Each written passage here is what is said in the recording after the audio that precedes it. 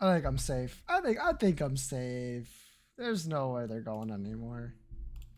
I'll just go live. Boom. This is not what's no Joel, but not Joel. Yeah. Yeah.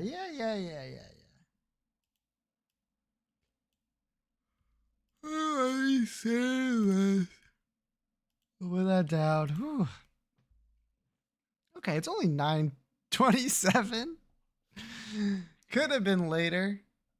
Could have been later. Could have been later. Let me get the game open while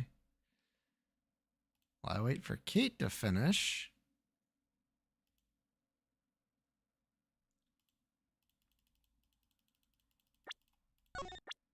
Guppy's Tail. All right. I like it.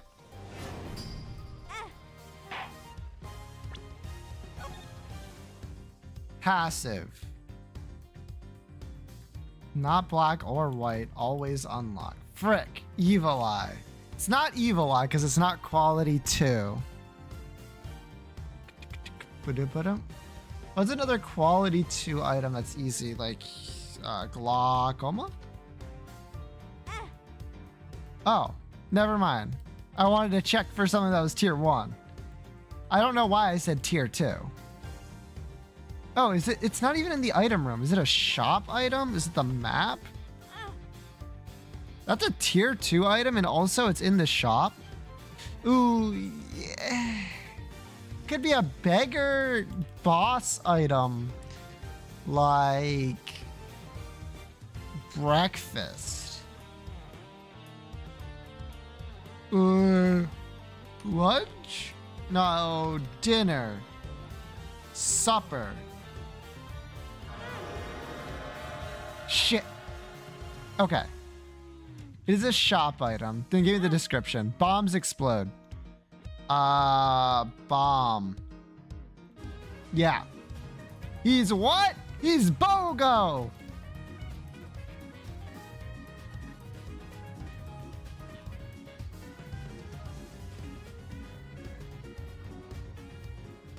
Wait a minute. What? Today isn't a weekend? That's because this weekend I'm going to be playing Atelier Ryza. So I'm playing Ace Attorney today. Because there's truly nothing spookier than a JRPG to start off the Halloween week. Sorry. Real, true. The left hand. Fuck. Wait, it's 13? Oh no. Wrath of the Lamb? Oh no.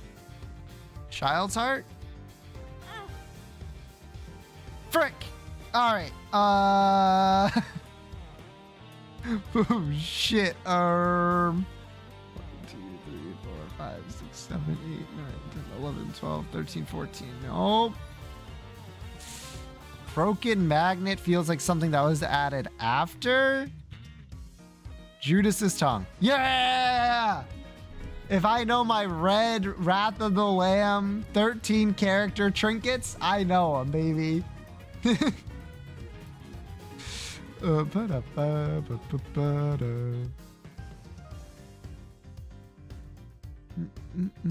Me when I'm a Bob item.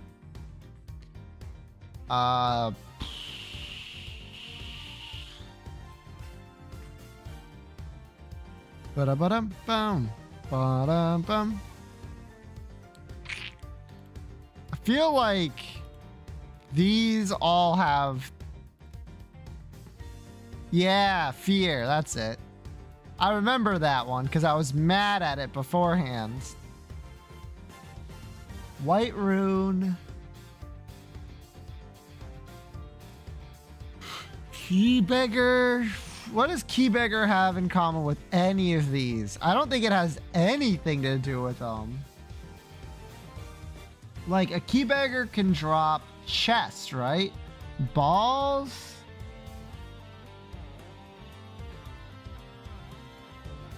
What the fuck? Items that are useless without pickups? Fuck you!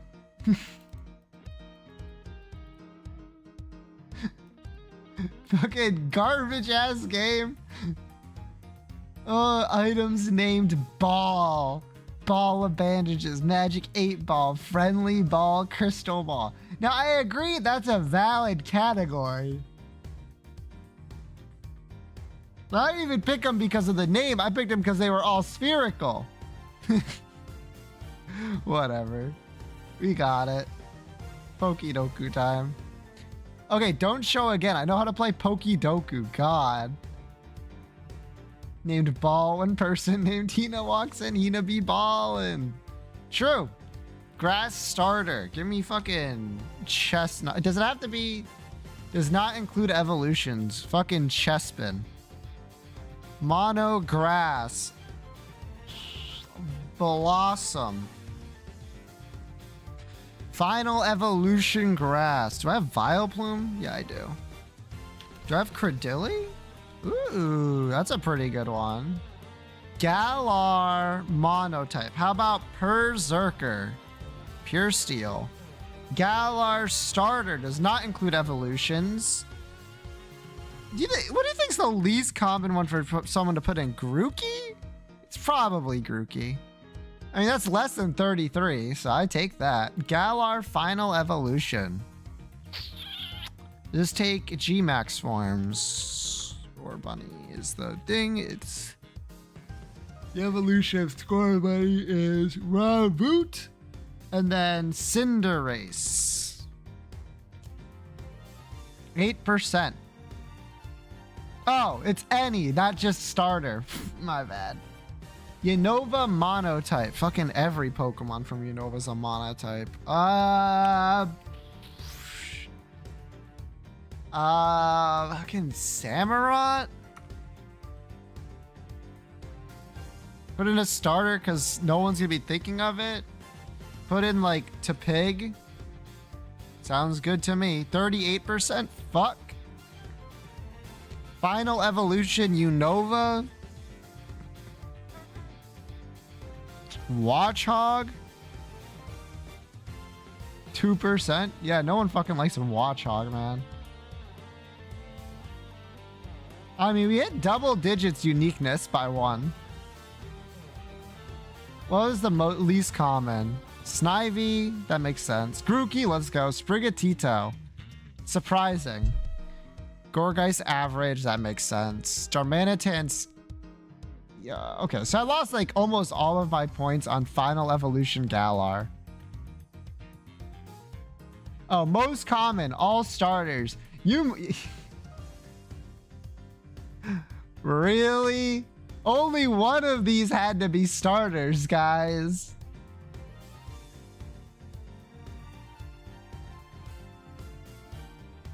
Oh, well.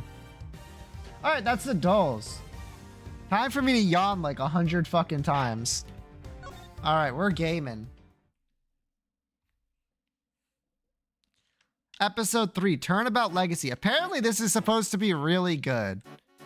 Your 3 p.m. cake extravaganza. What shall we make today, kids? And duties, bake and bow. Huh. Yo, look at this dude. Macaroons and other shit. Laugh and sing, smile, it's true. All that sweetness waiting for you. What, where? Over there. The Evan's got something special to share. Ping. Now let's see what we got for you.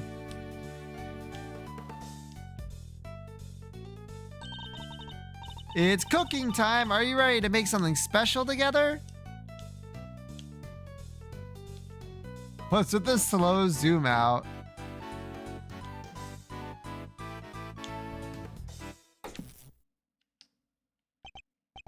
Wow, talk about a blast from the past. Hey, Gregory.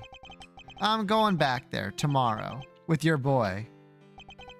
I'm finally going to find out what happened 18 years ago. Like when he was killed, Von Karma killed him. Certainly.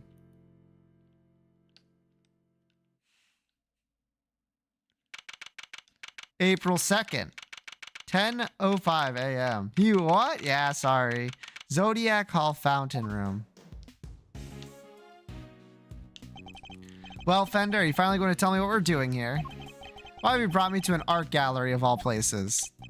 Hey, you had nothing going on. True. If you agreed to it, seems like the perfect chance to come and enjoy the magic of star sign stuff together. I'm leaving. Edgeworth is such a piece of shit. Fender's like, hey, we're here to, like, you didn't seem like you were doing anything, so I'm brought you out to have some fun, and Edgeworth's like, I'm leaving. Chill, big guy, I'm just joking. You know about the IS-7 incident, yeah? Your old man's last case? Of course, Von Karma took great pleasure in showing me the files as soon as I became a prosecutor. I reviewed them again last night after your invite, see? I was also present at the trial those years ago, although my memories of it are somewhat hazy. Look at this guy. As a child, I was completely in awe of my father. The sight of him in court was truly inspirational. Gregory Edgeworth, attorney at law, and opposite him... Oh, a real piece of shit.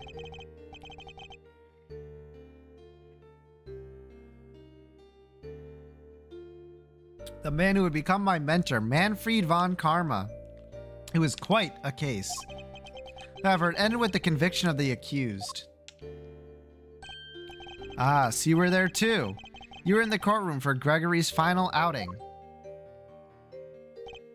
Well, that'll make explaining things easier. I want you to know something, see? That something being what really went down. Not the truth in those files, but the capital T truth. It was 18 years ago, smack dab in the middle of a real doozy of a winter.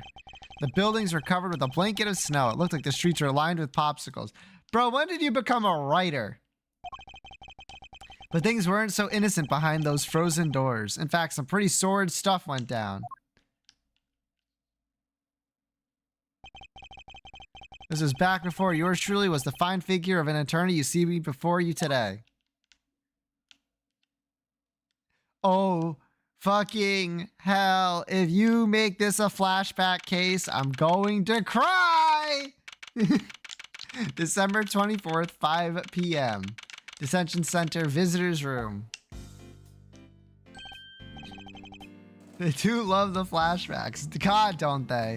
Hey, Mr. E, this one really came out of the blue, huh? It did. We were called in before the ink on the arrest papers were even dry. My name is Gregory Edgeworth. I'm a defense attorney. I'm here visiting a client with my assistant, Eddie Fender. A murder on Christmas Eve?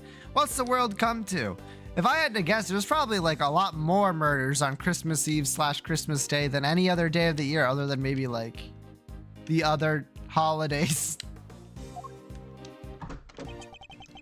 In the dark of the night at the day, I saw two timely saviors are coming my way. Welcome, my friends, to the visitors room. And if we're not friends yet, I'm sure we will be soon. Yo, look at the guard. Jazz hands.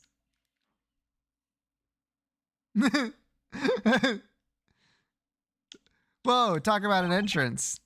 I was not expecting that. Neither was I. Sorry if I surprised you. I'm just so happy to see you both. Thank you so much for coming out. Seriously, I can't thank you enough. Bob Ross, if he was absolutely jacked. You're the accused, I take it. I am. Gregory Edgeworth, attorney at law, at your service. Bob the Rock Ross. Boss Rob, true. I look forward to representing you. This is my assistant, Eddie Fender. Pleased to meet you, sir. I'll do everything I can to help. Calm now, Edward. Please calm down. You'll have to forgive him. He's still new to this. He's been helping me out part-time, but he's far from fully fledged lawyer material yet. Nonetheless, I'm hoping he'll be of some assistance in the investigating the particulars of this case. Gregory and Eddie, it's an honor to meet you both. My job as an intense attorney is to save my clients from wrongful convictions. I swear to God. Oh, hello, Kate. If I have to hear someone explain what people are doing, what a prosecutor is, what a defense attorney is for like the third time this game, I'm going to pass out. So the first thing to do is establish whether or not he is truly innocent. Pressure even by having you tell us a little about yourself. What am I thinking? I haven't even told you my name. I am Samson Tangaro. Did we miss Icicle? Yes, and it's all Kate's fault. Get it twisted.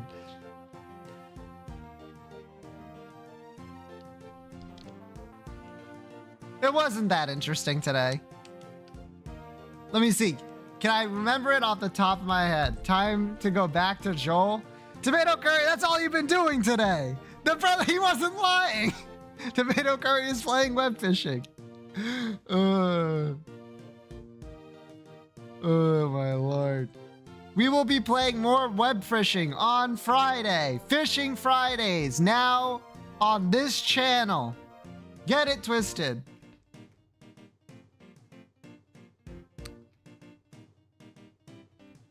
And then Saturday, oh wow, I actually do have a streaming schedule. So today and tomorrow I'm playing Ace Attorney. Friday's fishing. Saturday and Sunday, presumably, I'll be playing Atelier Ryza. That's the current schedule.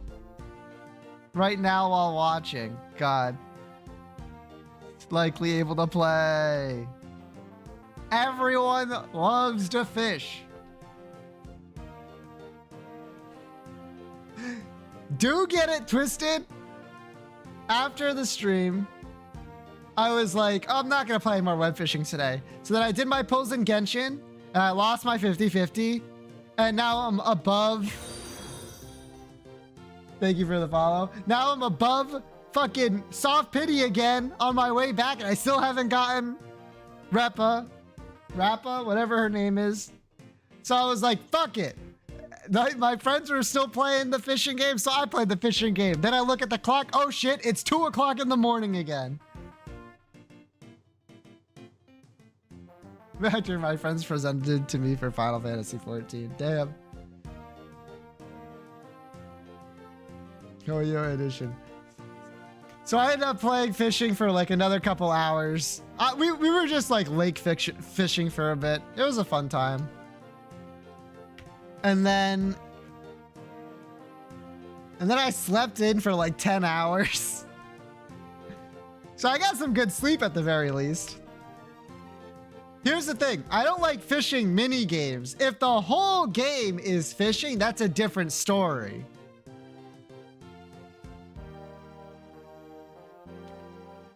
Usually fishing mini games are in games in which I'd rather be doing anything else. This is a game where the whole thing you're doing is fishing. That's the difference. All right. Hello, Boss Rob. What? It really is you, Samson Tantaro, the world's greatest confectioner? You flatter me, my young friend. Oh, he confections cakes. That's pretty sick. And call me Samson. All my pals do. Wow, thanks, Samson, I will. I can't believe I'm meeting you in person. He seems like a stand-up guy. What's the issue? Seems Eddie knows something of our client. Mr. E, it's the Samson Tantaro, the singing, dancing, confectionery making sensation.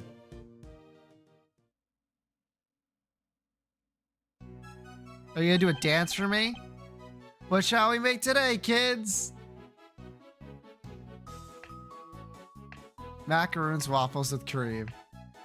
She thrown cakes that are light as a dream. Laugh and sing, smile, it's true.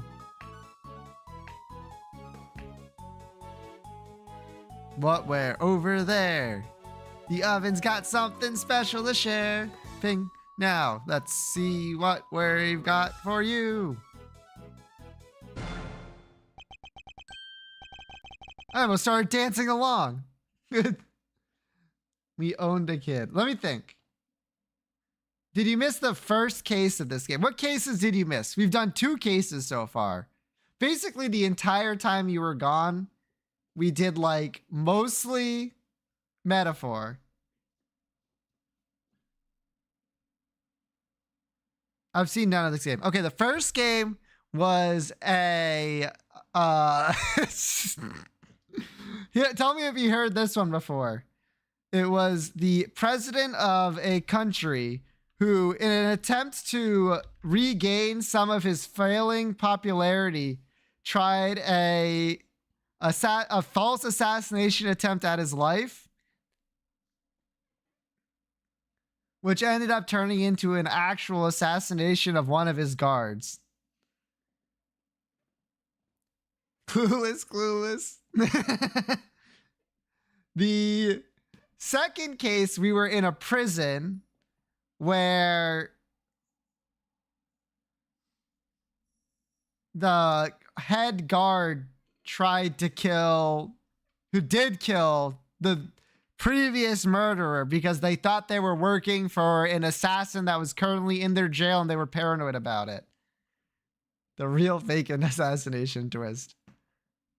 And that's it. That's all you missed. Did you miss anything interesting? Not particularly. No.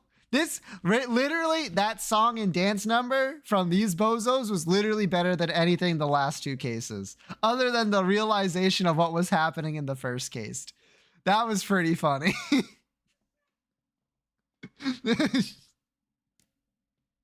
Hello, male protagonist. No way, I got to sing with Samson Tantarago. This is a dream come true. We saw Polly, but we couldn't talk to it. That's true. Thanks, little pal. It means a lot to hear you say that. My apologies, but I think we need to discuss the matter at hand. Of course. I'm sure you're both very busy. All right, where would you like me to start?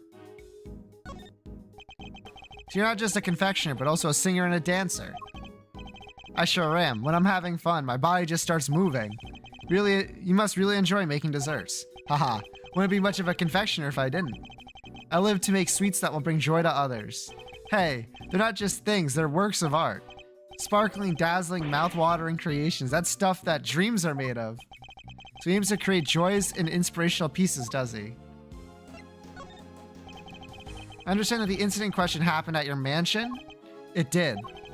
We were holding an international confectionery contest there when a body was found inside one of my creations.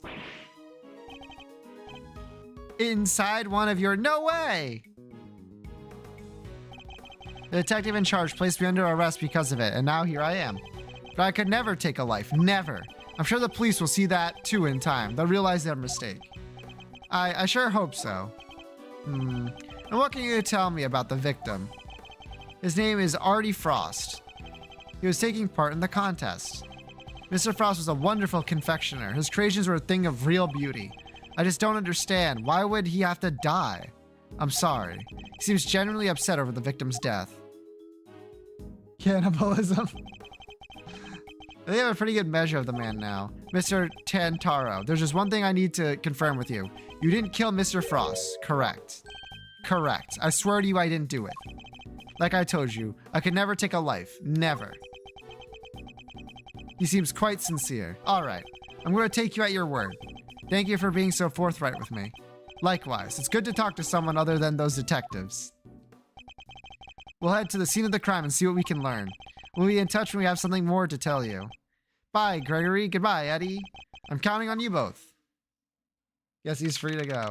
I like him. He seems pretty sick. December 24th, 6 p.m. Contest venue fountain. Oh my god.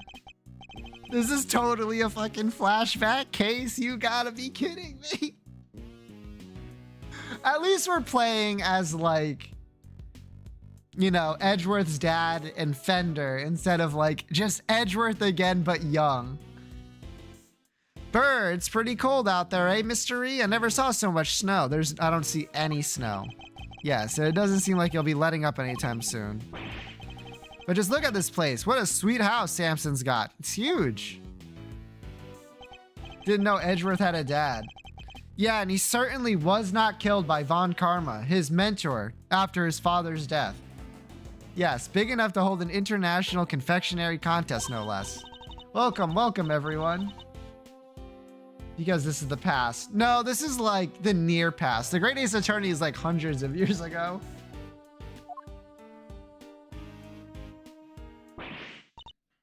Oh no. Are you alright? I'm sorry. Would you happen to be Mr. Gregory Edgeworth by any chance? I would. It's a pleasure to meet you. I'm Eddie Fender, Mr. Edgeworth's assistant. 10, 100, basically the same. That's true. Mr. Edgeworth, Mr. Fender, welcome to our humble abode. Judy Bound, it's an honor to meet you both. I'm the housekeeper here, and Mr. Tantaro's assistant. You're no housekeeper, you're Judy Bound, the Judy Bound. You know a little something of my work? A little, I watch you on TV every chance I get. I'm Bacon Bob's biggest fan. I feel like you have a conflict of interest in this case then. Bozo? Yeah, it's very kind of you to say so. We'd be nothing without our fans. And what might Bacon Bob be? It's only the biggest show on TV. Every kid on the planet loves it. That dynastic duet of Samson and Judy make delicious sweet stuff, all while singing and dancing. Like this, check it out. What shall we make today, kids? Cookie dough, caramel 2. Fluffy show cream. Tiramisu. Everyone, come along. Wow, she be spinning though. Bacon treats with a smile and song. There, oh, where, oh, there it's true. The oven's got something special for you. Just take a bite and you will see. That was a wonderful performance, Mr. Fender. Bravo. I dance along every time I watch the show. Perhaps Miles might enjoy it too. I'll suggest it later. But all this dancing really takes it out on a guy. Oh, I'm so sorry. I'm the world's worst hostess. Here, nothing relaxes the body and mind quite like a cup of tea. Clink, clink, clatter, clatter. God, I could use a cup of tea. Actually, I didn't have a cup of tea today. You know what, Chad? I'm gonna make a cup of tea. Ceylon, correct? It's delicious. Ooh, do I have anything like that? Does that have Ceylon in it? No. Damn. Rip. I have elderberry. I have quite a bit of elderberry, actually. What's up with that? Anyone else have elderberry tea before? It's pretty good. Its citrus aroma is said to improve one's ability to concentrate, as I recall. Interesting, so this is what Ceylon tea tastes like, huh? How odd, the saucer's cold. Yes, it's so that the tea cools down more quickly, I'm afraid. Some of our guests don't like it too hot. I see. These teacups are very unique, too. The design is really something. You think so? Thank you so much. I ordered them all the way from France. I will never forgive the French for these teacups. They're my absolute favorite. They're designed by a marvelous sculptor named Paul Halleck. Halleck? Have you heard of him? He makes the most amazing tableware in the world. You're clearly a big fan of his work. Oh, I am. These teacups are my greatest treasure. She's clearly not afraid to show them when she's passionate about something. Show when she's passionate about something. If you don't mind, Miss Bound, I'd like to move on to the reason we're here. You tell us everything you know about the unfortunate incident that occurred earlier. Of course. I'm sorry for getting so distracted. I guess I'm still in shock. Because I'm the one who found the body, you see. You discovered the victim. The body was recovered from inside one of Mr. Tangaro's creations. It is. We're in the middle of the contest final judgment phase when I heard the sound of something big collapsing coming from Samson's room. Samson, are you in here? Ah! Opened the door and went inside, and there was Mr. Frost's body. Thank you. Sorry to make you relive such a traumatic experience. Think nothing of it, please. I only wish to tell you I had more to tell you. Now, if you don't mind, Miss Bound, I'd like to begin our investigation of the crime scene. Oh, Mr. Edgeworth, Mr. Fender, you have to save Samson. He's no murderer. He can never do something like that. Of course. Leave it to us, Miss Bound. Thank you so much. I'll go serve the others their tea then. Come, Eddie, to the scene of the crime. Yes, sir, Mr. E. At least they're getting their shit done. Okay. Oh, look who it is. Let's go. We got Detective Bad on the case? No way. Everything in this room is made of chocolate. I can't believe I'm getting to see so many of Samson's creations up close and personal. It's Mr. Bad, Pog. I might be more excited myself if the room wasn't a murder scene. Shudder, just hear you say that. It sends a shiver down my spine. That might be the temperature in here. It's rather cold. It's to keep the chocolate from melting. Yeah, now that you mention it, it is pretty chill. Ah, achoo. Defense on the scene already. That was fast. Pleasure to meet you. Gregory Edgeworth. I'm representing Mr. Tantaro. This is my assistant, Eddie Fender. Nice to meet you. Bad. Detective Tyrell Bad. Detective in charge is named Bad. A man of few words. Ugh. Tell me about... Did this motherfucker just eat his paper?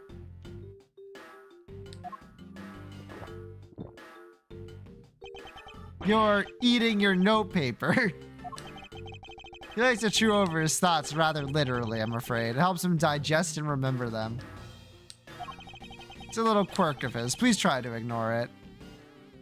I'm gonna pretend he didn't do that. Yeah, same. But I'll be the first to admit that's easier said than done. The introduction's out of the way. Detective Bad, would you mind if we joined you in investigating the scene? Sorry, not gonna happen. But what? How come? Mr. Edgeworth and Mr. Tangaro's attorney. Yeah, and attorneys will do anything to get them off the hook, even put words in their clients' mouths. You think I need that on my crime scene? Mr. Edgeworth would never do something like that. I don't trust attorneys, okay, kid? Detective, you established my client's supposed guilt based on an investigation of the crime scene, correct? That's usually how it works, yeah? What of it? Then extend me the same courtesy. I believe he is innocent. I would like the chance to prove it. You believe he's innocent, and you didn't even see the scene yet? That's some flimsy lawyering. That's exactly why I wish to see it for myself. I need to ensure that my belief is based on solid evidence and sound reasoning. Huh. You about to tell me you're not leaving until I let you look over the scene? I am. Fine. Knock yourself out. Thank you, Detective. But I'm coming around with you. Like I said, I don't trust attorneys. If you're good with that, go ahead and get to it. That was a lollipop this whole time? I must admit, I didn't see that coming either. We better get started then. I'll need you to take notes, Eddie. On it, Mr. E. Let's get this over with.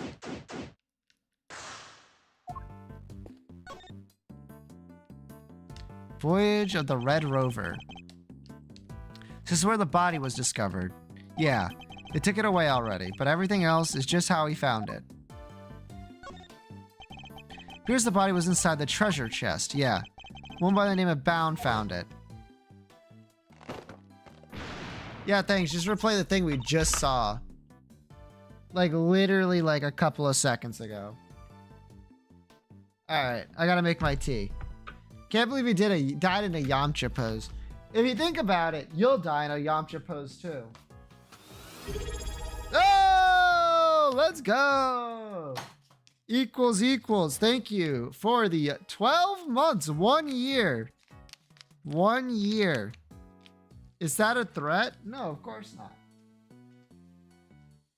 If I were to threaten you, I'd get TOS. I'm just reading your future for you. You're welcome. Can't believe you're so rude about it.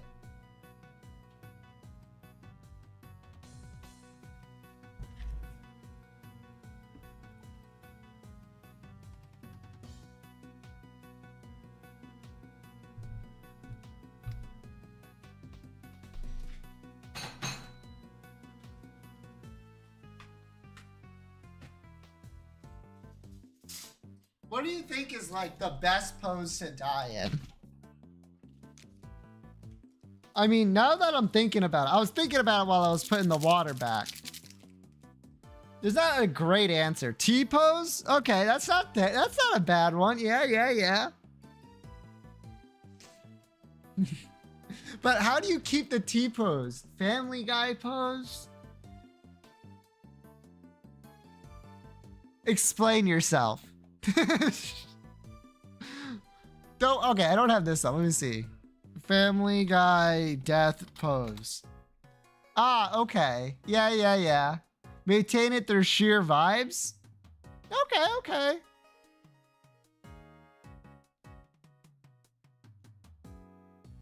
Ace Attorney. True.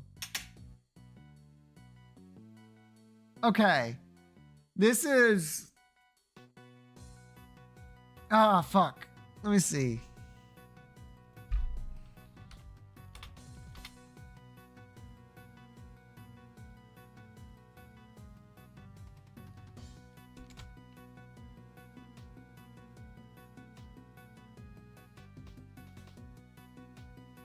You guys,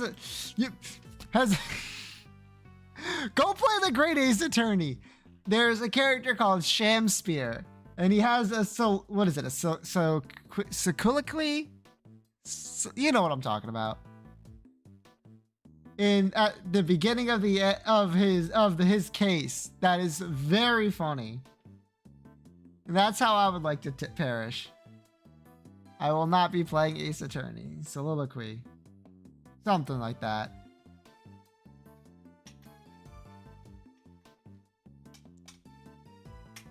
Damn.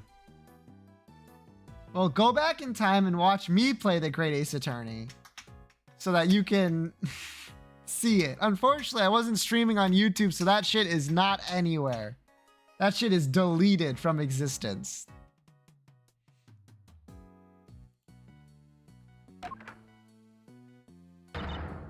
Ah! Seems she heard something breaking and came in to see what it was. I will not be doing that then. That's fair. There's something else in here. It's a seal of some kind with somebody's initials and intricate shape carved into it.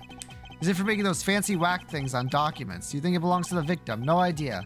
It's gotta get logged anyway, so I'll take that. What is it called? The divine pH. It's really rather impressive making an entire ship out of chocolate. Yeah, that's Samson Tangaro for you. Don't you just want to take a big bite out of it? Which part to bite first, though? That's the real head scratcher, you know. Bite any part of it, kid, and you'll be off this crime scene as so fast your head will spin. It's confectionery chocolate, though. Do you think it tastes any good? Probably not, right? It's more of an art form than an actual... like... treat. I do wish Eddie would keep his cool a little better.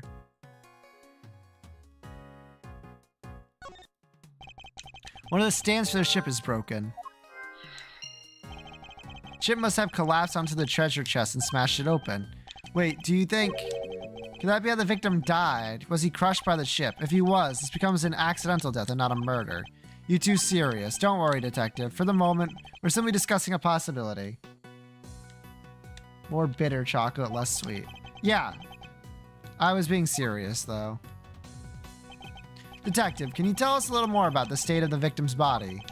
Let me see. Got a picture here someplace. You can see it for yourself. Was struck and killed with some kind of blunt object. What about the weapon? Has it been found yet? You can ask the prosecutor in charge about that. The detective's not one for sharing much, I see. Would you mind if we borrowed this? No skin off my nose. It's not like it's official. Bound took it with an instant camera when she found the body. An instant camera, like it's disposable or something. No. It means that it develops a picture right there and when you then and there when you take them. No way, sounds pretty convenient. God, remember You're all old. Don't lie to me. You all remember when cameras sucked ass, right?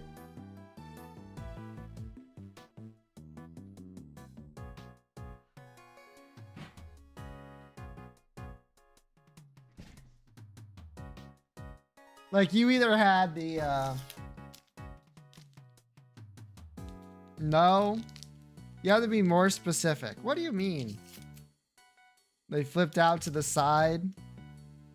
Well, you either had, like, the film-based ones that you had to get developed, or you had the digital ones where you'd have to go to, like, a CVS or something to get them, like, not developed, but, like, printed out. Because, like, digitally transferring them to a computer wasn't really a thing yet.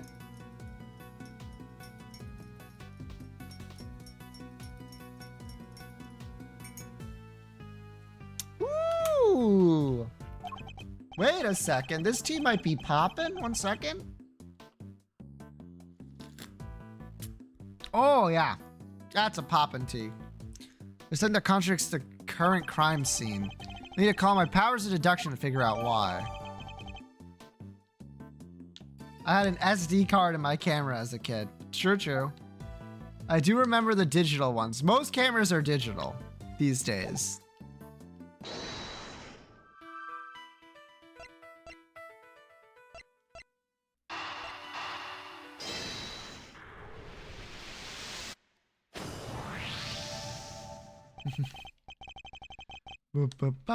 The stand broke and the ships collapsed with it.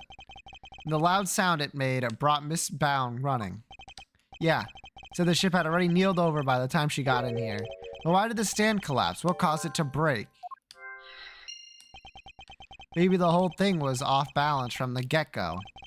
Could that have really been the case? Nah.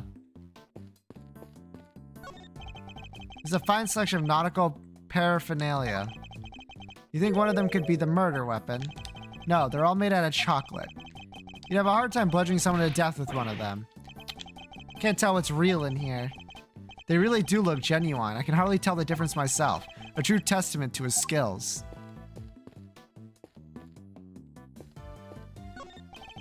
What are you investigating, officer? Sir, I was just taking the temperature of the water here. What have you learned? Oh, it's warm, sir. The stream in each room flows into the main fountain, and then the water is circulated back to the rooms. Unusual, to say the least. I've never seen a house quite like this one. Rich folks, they're all crazy. True! How's it looking over here, officer? Nothing of interest in that cupboard, or? Yes, sir. So there is. Oh, no, there isn't. Just a blowtorch used for cooking and some tableware, sir. All right, no. So you do have something to add. Oh, no. Can't get a straight answer out of anyone. Perhaps you should ask a straight question. And you are?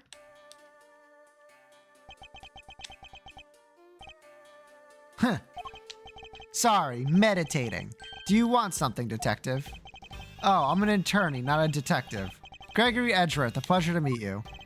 And I'm his assistant, Eddie Fender. I see. Name's Caramello Gusto.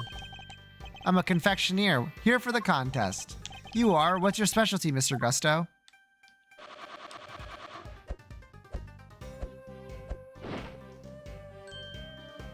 Yo! He balls? No, this guy looks like he can murder. True, also jacked out of his mind. Look at the back of those muscles. Holy shit. Look at those back muscles. What the fuck? Bro's ripped. Also, he caught a seahorse. Good job. No way. Look at that. It's a little baby seahorse. I'm pretty sure that's like full size. It's a dragon. Ah. You know what? I can see the dragon too. A noble soaring creature of the skies. That's a dragon? The lady isn't the murderer. Me too. It does look more aquatic than airborne. No need to sugarcoat it. My design sense is weak. I know that better than anybody. That's why I'm heading to Zhenfa when this is all over. I need to train hard. Best we should get off the subject of his design sense for now. Anyone who could Joel that, well, couldn't hurt anyone. That's true. So what are you doing in here, Mr. Gusto? I didn't think they were allowing civilians on the scene yet. Detective wanted to know more about one of the pieces in here. Makes sense seeing as he's a contestant. Perhaps I should ask him a few questions of my own. Those are some interesting implements you use, Mr. Gusto.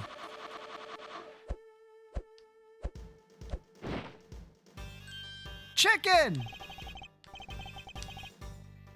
Any fishers have a server? That's... No. Sugar plowing. They put air into the sugar. They're so cool. It's like watching a sword master do his thing. I'm no master. Not a day goes by that I don't hurt myself one way or another. That's why I wear red. That way, it doesn't matter when I make a mess. The way of the confectioner is a lonely one. You never stop learning, not until you die.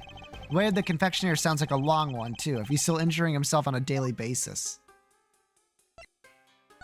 Can you tell us about the contest? Based on what we've seen so far, flavor doesn't seem to be the only criteria at play. The contest was Tangaro's idea. It's about art. Confectionery as art. Confectionery as art.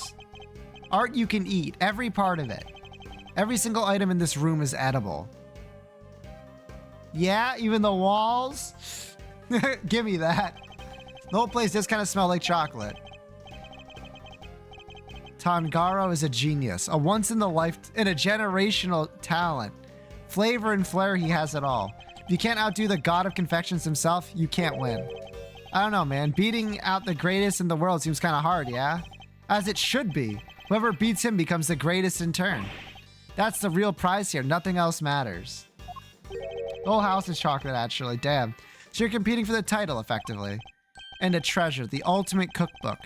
Tangaro's most prized possession. If you want to know more, it's all written down here. In the list of rules I was giving out to contestants. Okay. About the incident. Sorry, I don't know much about what happened. I only heard about it after the judging was over.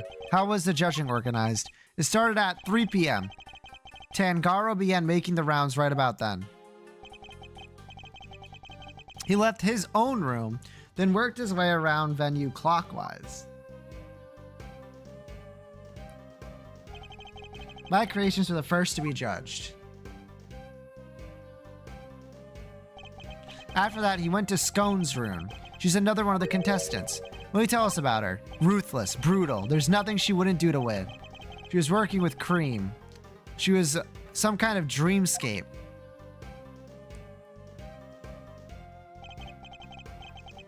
Last of all, Frost room. His thing was flavored ice. Sculptures this time, or so I heard. Bound found the body while Tangaro was still making the rounds.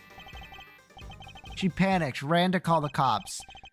Tangaro went right on judging, claims he didn't know a thing about it until afterwards. Went ahead and looked over the victim's work, even though the guy was nowhere to be seen.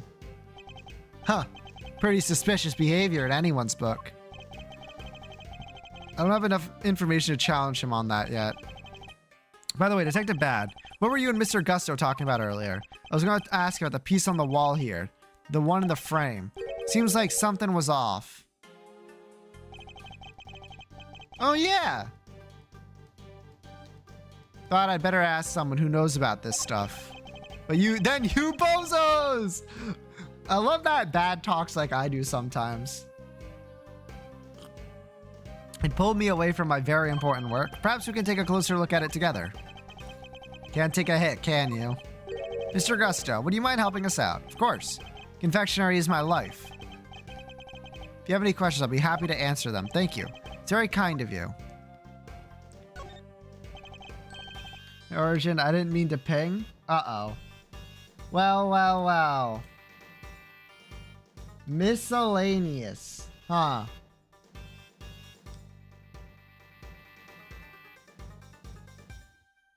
Well.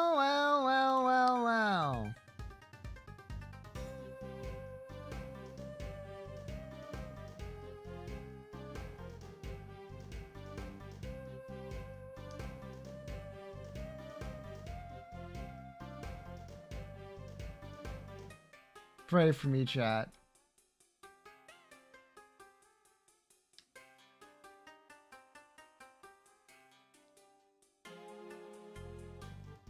You're allowed to live. For now. You're welcome. Yeah, but we don't know whose yet. Still haven't figured it out. No fingerprints, no ID. Fingerprints... Finger marks without prints. They could be an important clue to the case. It's a real head scratcher, alright. Not really. I'm guessing whoever it was wore gloves. Aw, where's your sense of romance, of adventure? There doesn't tend to be much of either at a crime scene, Eddie. Maybe you can make a picture this pretty out of chocolate. Samson really is a god amongst men. It's really made of chocolate, though. Looks far too much like a regular illustration to me. You have a good eye. I'm impressed. That's no piece of candy. That's the ultimate cookbook. The ultimate cookbook. In other words, the grand prize. What?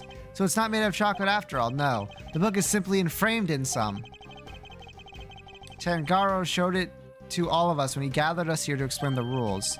So the participants knew about the grand prize was in the room the whole time. Anyway, you see it too, right? The frame. Something's missing.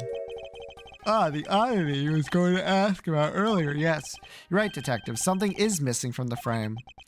So it's not just me, huh? What's missing? Take that. Take that! Look at the decorative work in the corner here. Something's missing, no? Oh yeah, it's definitely from on the other side. That's not like Tangaro. The balance is all wrong. That's not all. Take a look around. Every confection in this room is missing some small bit. You're right, the candle holder. The nautical stuff, they're all like that. Did someone deliberately damage them? It's a very good question. Or did Tangaro just want it to look like someone messed with his work? He never do that to his own creations, never. There must have been some deeper meaning for the case. Just wanted a snack? True. At you. Are you alright, Eddie?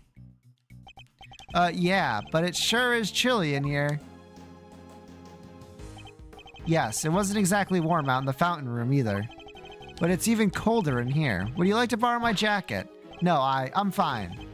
And besides, you said you'd give it to me when I finally got my attorney's badge. Heh, I did, didn't I? Why do they have the heat down so low? Chocolate needs to be kept at the right temperature.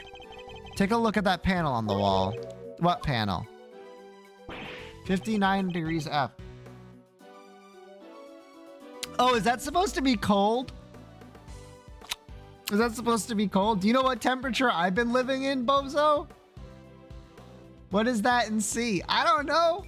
I'm American. I see 59C and I know what that means. I don't have to translate it for once.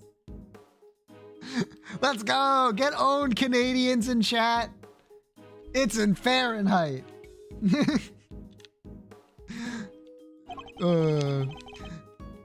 15C. There's one in each contest room.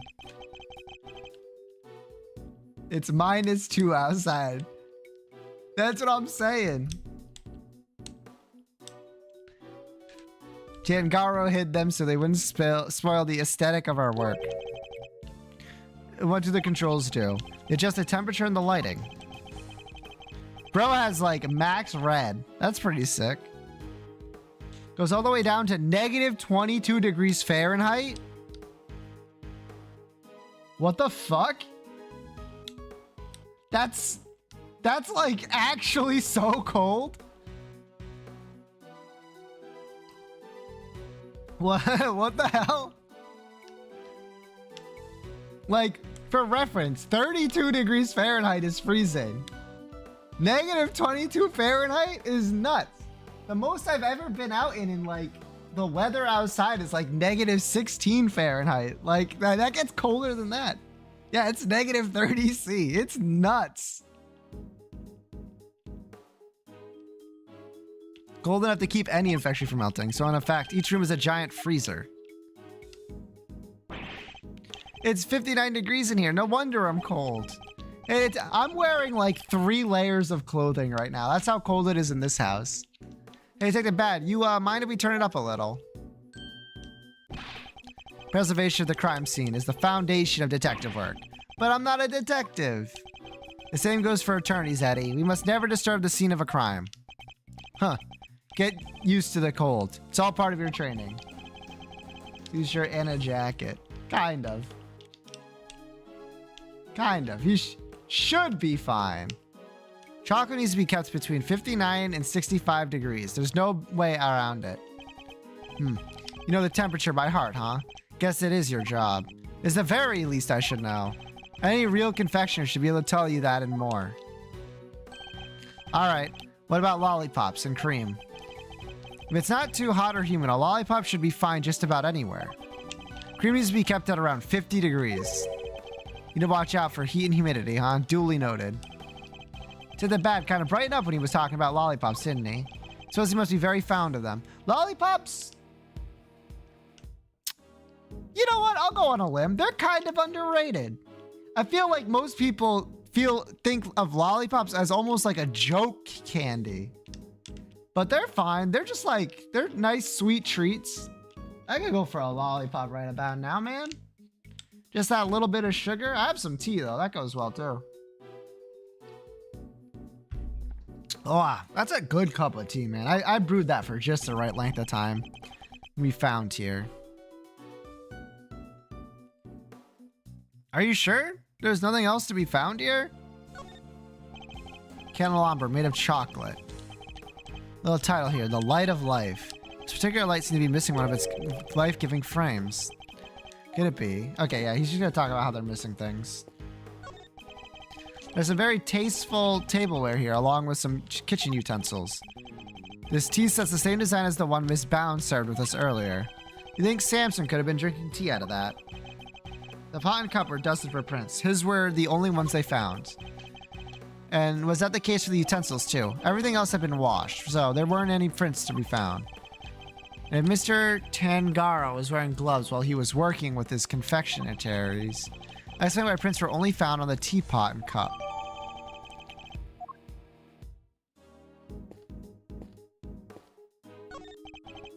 Gloves. Tangaro wore them when he was working on his masterpiece over there. They're conveniently good at hiding fingerprints, too. In such a manner. But is it really all that suspicious to find a pair of gloves in a kitchen like this? I literally just stopped talking and then, like, continued where my thoughts were. That's kind of cringe, brain. I'm a detective. Everything's suspicious. That's the job.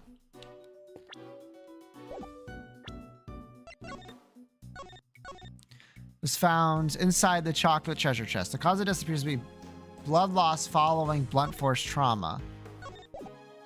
Okay. Blunt force trauma. Daniel.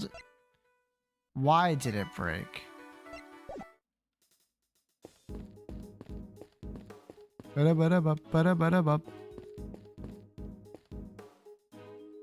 what? The Red Rover and the Crimson Tide. Let's say this title has inspiration for everything on display on this room. The ship and the treasure chest, of course, but also the nautical objects on display. Certainly a suitably grand theme with which to showcase Mr. Tangaro's talents. To scour the scene and inspect anything that catches my attention.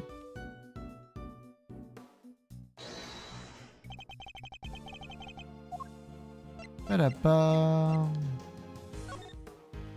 Judging obviously clockwise, non-confectionery items may not be used as decoration. Stands and display materials will be provided. Contestants may not enter another room until the judging had been complete.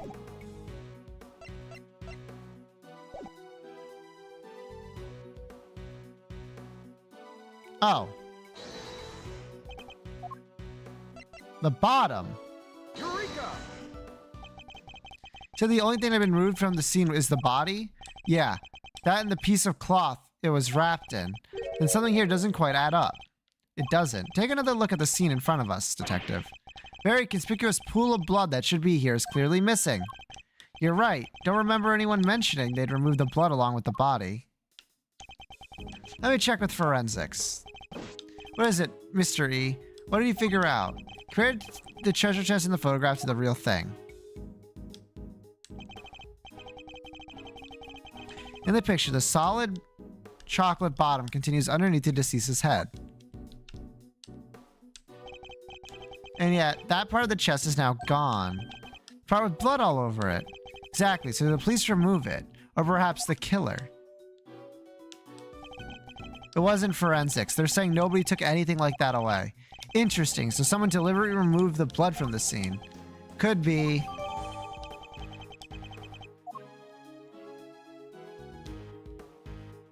Oh shit. And you know who it was? Mr. Von Karma himself.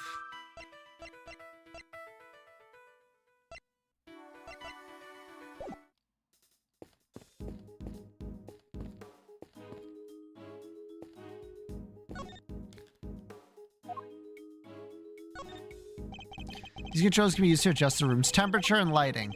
Red, yellow, green, dark blue, light blue, white. That's a huge range. Temperature set to 59 degrees. Light colors set to white.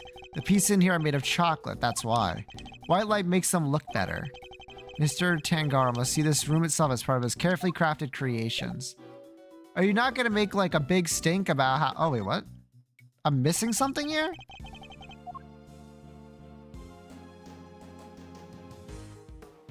Oh, Nova's back to her old thing. Oh my god.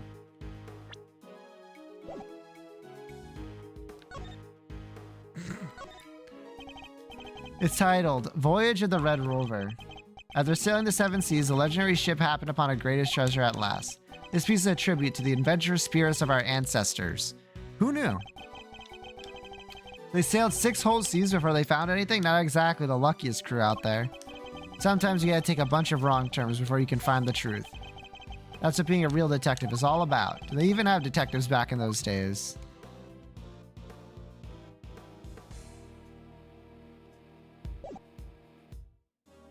Okay.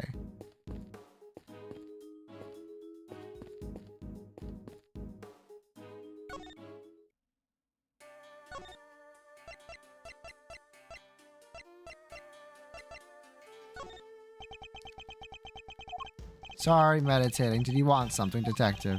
As I told you, I'm an attorney, and I was hoping you'd take a look at this. See, meditating again. Perhaps I presented with something more meaningful. I got nothing then.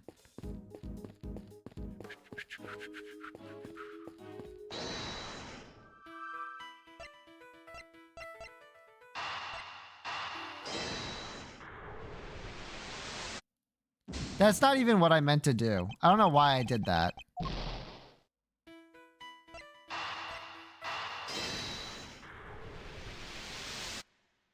Yeah, there we go. All of Mr. Tangaro's creations are missing a little piece of each, including one of the stands that was holding up the ship. Somebody really went way out. Do you think it could have been the killer? Certainly a possibility. Either way, I think we can safely say the stand was damaged in a mysterious person's tampering spree. And when it broke, the ship fell and smashed open the treasure chest, which would have remained closed otherwise. Sick.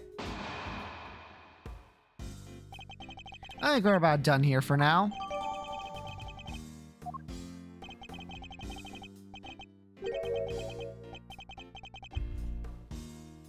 Well, if I wasn't convinced before, I am now. Tangaro did it. No two ways about it. What do you mean? All the rooms in this place, locked from the inside. The only way to unlock them from the outside is with this key. I see, and who had access to that key? Who do you think? Tangaro. And it's the only one. There aren't any copies. With the mansion key, Tangaro could slip into anyone else's room anytime he liked. And he could have even locked his own room from outside if he wanted. But Mr. Tangaro's room wasn't locked, was it? Nope. It's exactly what makes him a suspect. Be care to explain your thinking. Okay. If the door had been locked and the body was found, Tangaro would have been the obvious suspect.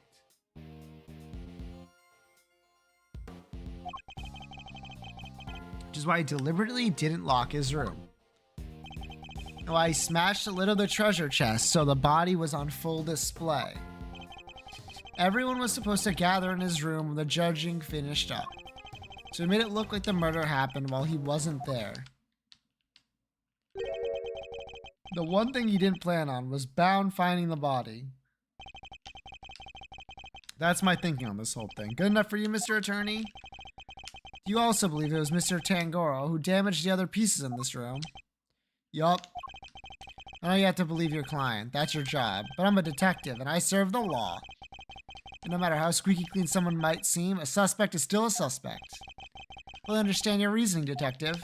Now, would you mind if I applied a little critical thinking of my own? Heh. Do your worst. Because the detective won't compromise his devotion to the law, I won't compromise my beliefs either. I'm not about to just accept his version of events, in fact. I'm going to show him the piece of evidence that highlights the contradiction in his claims. What? I have evidence that shows that?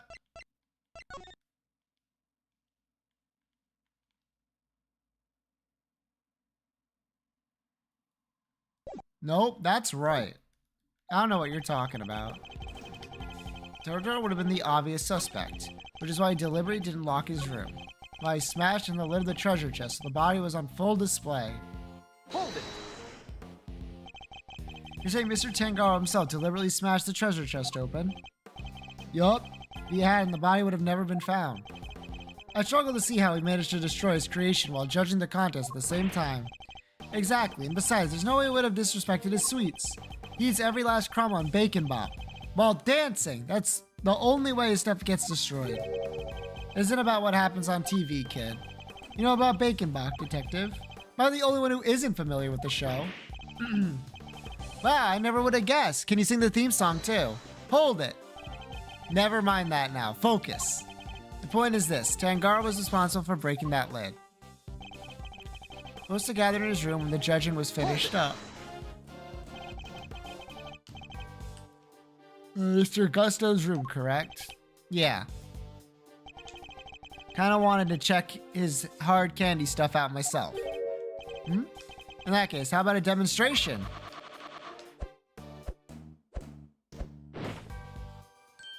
Dog! Well, it's you, detective. That's pretty good. That's pretty good. All right, bad. That's now you. When I picture you, it's this. Are you calling him a dirty dog? It's a wolf. Okay, yeah, it could be a wolf. But it looks like a dog, just a regular old dog. My dumbass almost called it a pig. I was also wondering if he was calling him a pig, but I was like, there's no way the game would do that, right? Huh, a lone wolf. I like it. I'm starting to enjoy these little displays. Anyhow, he made it look like a murder happened while he wasn't there. Hold it. Do you have any clear idea of when exactly the murder took place? Not yet. Autopsy report's still pending. And yet you still went ahead and arrested Mr. Tangoro. We may not know when the murder happened, but we know when the body was discovered. It was on Tangoro's Judge Gusto's room. The perfect alibi if you could set it up just right. But still not grounds for an arrest. Surely you have to agree with that. Do I? Especially when I've got nothing more to say to you. He's hiding something. Detective Bad seems pretty convinced that he's the culprit. There's no way he would have vandalized his own creations. No way. Still, the treasure chest did get smashed in. There's no denying that. And perhaps we should focus more on what led to the body discovery. Doing so should make it easier to spot the flaw in Detective Bad's theory. Hold it. Not lock his door.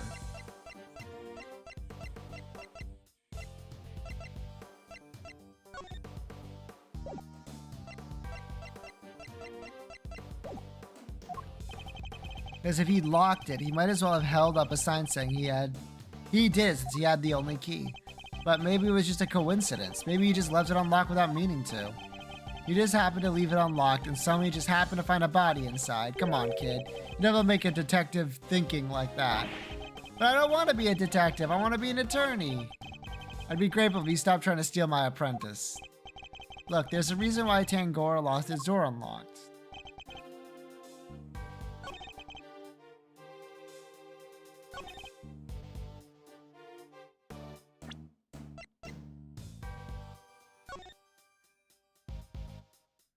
was closed until the ship collapsed.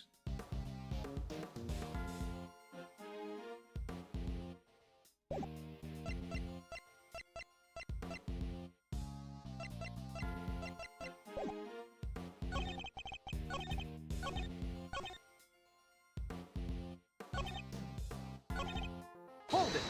Hold it! That's Holly Sergeant Crown was to base your suspicion on Mr. Tangaro, Detective. That's Holly solid grounds to start shouting objections left and right. On, Mr. Attorney. Maybe quit interrupting and let me finish.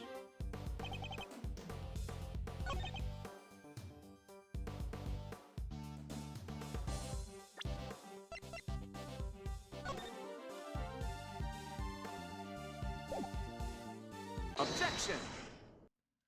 I really was thinking about this because this is not technically a contradiction. And Miss Bound only came running into this room when she heard a sound. It is reasonable to infer that the sound was that of the chocolate boat collapsing. Sure, seems likely based on the evidence. Let's smash the lid of the chest. I think this photo makes it clear that it was the ship that did the smashing. If that had occurred only moments before Miss Bound had entered the room, then it couldn't have been broken by Mr. Tangaro, who was out judging the contest at the time. I never said he did it then and there. He could have done something to the stand so it would collapse when he was in the middle of judging. Have any way of proving that assertion? Nope. The investigation isn't over yet. There's still time. He doesn't have anything conclusive. Have we found any prints in this room beside those of Mr. Tangaro? Yep, on the door. But we found Tangaro's and Frost footprints on there too. We were all brought in here for a briefing right before we started work on our creations. Those prints are probably from then. I'll take you haven't checked any of Mr. Tangaro's works for prints yet. Why would... You know that someone tampered with them. Therefore, it's possible they left some prints behind when they did so. Fine, but if we don't find anything, your guy's still top of my list. Got it?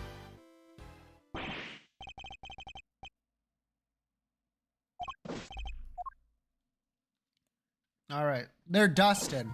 Detective Bad, we finished dusting the chocolate and we found prints that don't belong to Mr. Tangaro, sir.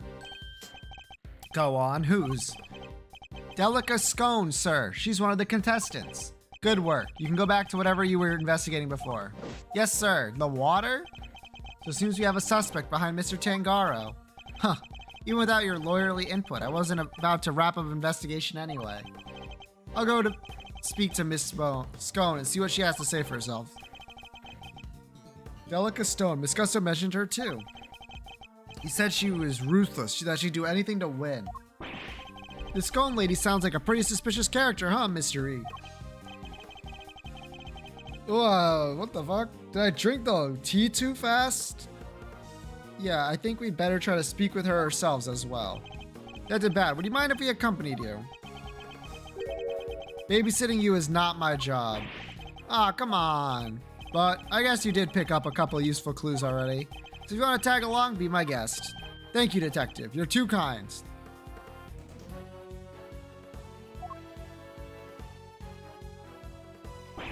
But Detective Bad, sir, I don't think that's such a good idea. The lead prosecutor is still busy in there.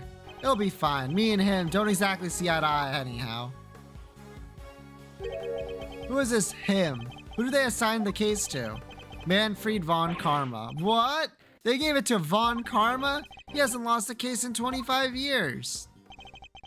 Manfred von Karma. A living legend over at the prosecutor's office. We never faced one another in a courtroom, but I've heard plenty of stories. They'll say they do anything to ensure a guilty verdict. But I couldn't let that distract me. For now, I only need to continue to do what I believe is right. To be continued?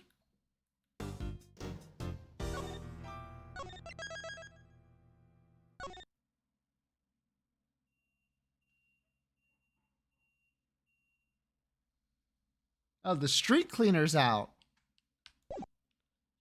All right, chat, since we started late, I'll give you to the next to be continued. Get it twisted. Perfect time to play a tainted rain gun. Nope, you're wrong. Whoa, a candy castle. And look, there's even some little elves to go with it. I mean, yeah, this is all very impressive stuff. Rooms laid out, pretty much the same as Tangoro's. It's not as cold though, that's something. Let's see, yeah, looks like there's a temperature control panel in here too. Over there where the orange light is, right? We better take a closer look at it when we can. It's like a fairy tale storybook in here. This whipped cream covered construction must be the work of Miss Delicia Stone. Scone, where is Miss Scone? Me, why I'm over here, dearie.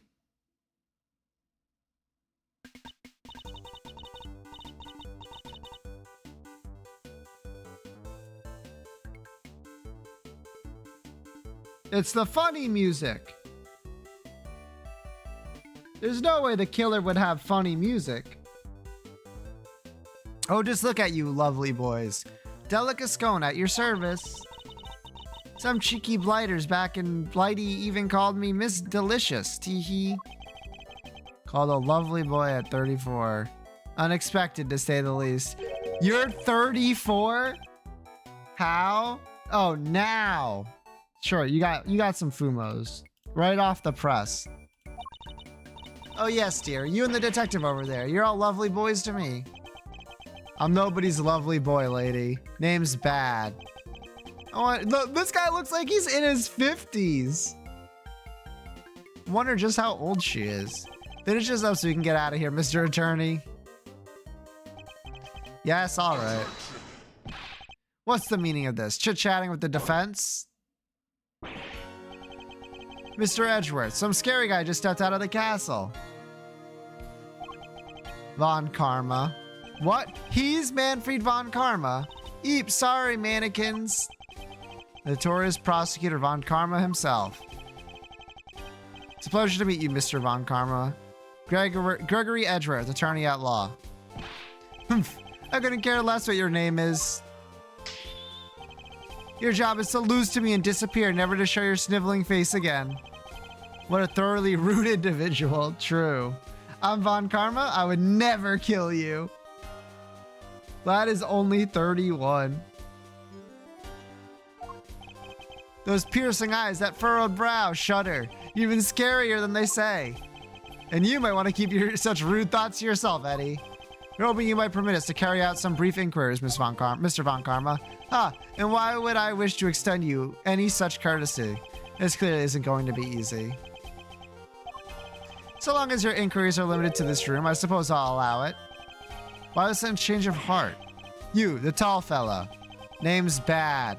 Is that so hard to remember? Stud earrings. He does, yes. I didn't ask for your opinion. The thoughts of a lowly detective do not concern me. But I do admire your spirit.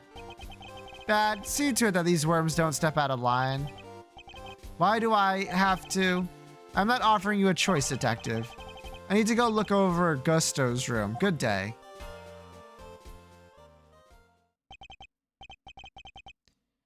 Great, more babysitting.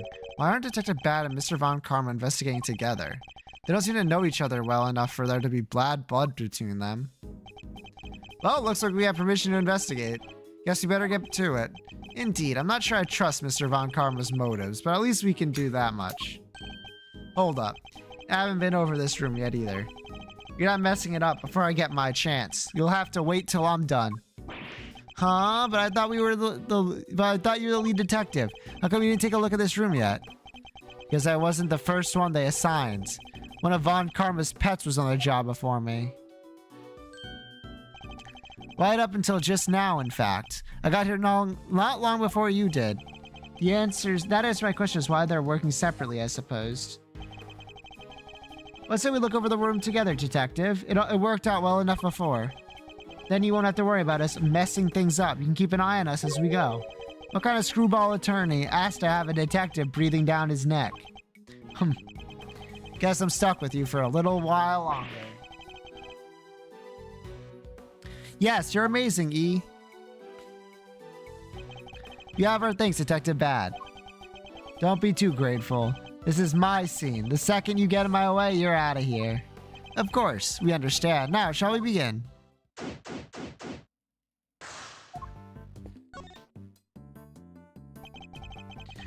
It's an incredible piece of work. Hard to believe this whole castle is made out of sugar and cream. I know, right? It's like we're inside a magical medieval story or something. I didn't know you were such a fan into such fantastical things. Sorry, Mr. Edgeworth. Didn't mean to get carried away there. Oh, no need to apologize. I admire your enthusiasm. I sometimes wish my own son was as animated as you. Yeah, he's a real, like... He's really, stoic. You have a son, Mr. E. I do. He's still in elementary school, and yet he'd rather read a statute book than a fairy tale. Can't help but worry that his interests will make it hard for him to make friends. Yep, not wrong. Don't say that. He sounds super interesting. He'll make a ton of friends, me included, I'm sure.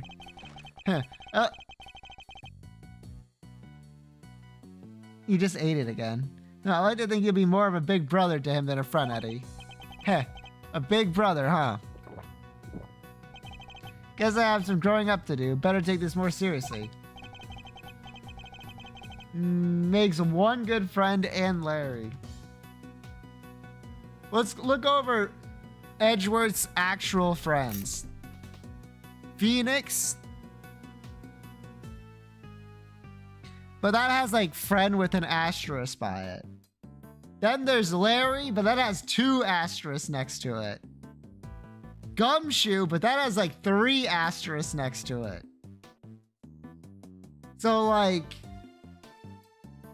does he have a friend that he doesn't have like some stipulation on that? Also, hello, Sant. I feel like Edgeworth is... Maya? Don't lie to me. I'm sure Maya thinks that her and Edgeworth are friends, but there is no conceivable universe where if you ask Edgeworth if he's friends with Maya, he'll be like, yeah. Why is it that every time someone posts something in my chat, the next thing I see is a pop-up on my computer that tells me they're playing web fishing?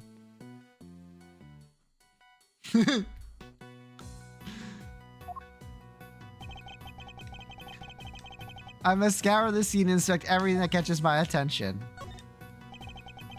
It's a sign. The doors of the castle have been left wide open. Yeah, was it the guy born in the barn? You could have at least closed them behind him.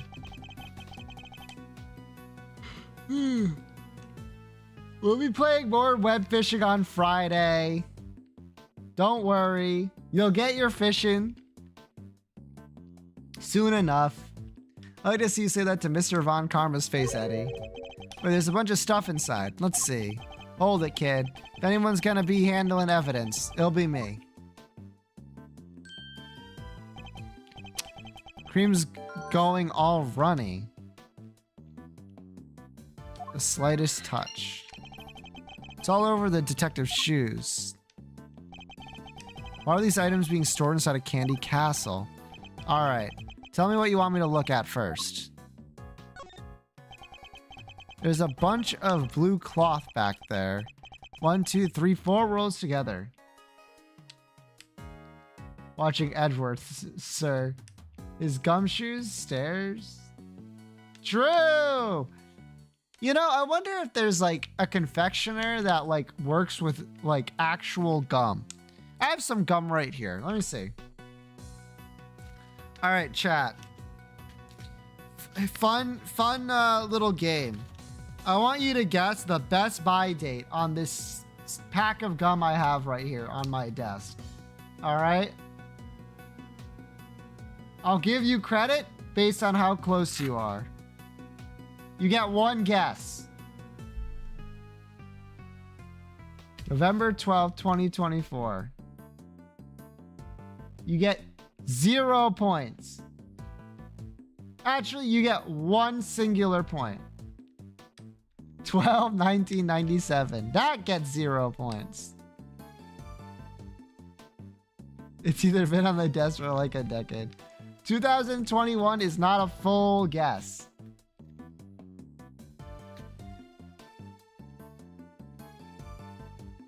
It's good for like another 7 years.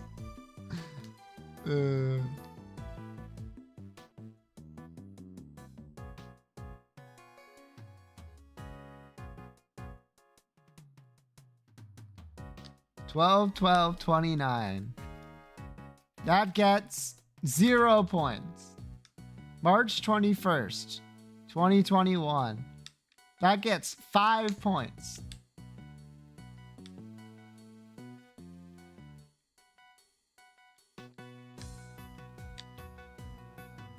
Ballin, I'm gonna need an exact guess from you. You can't just give me a range.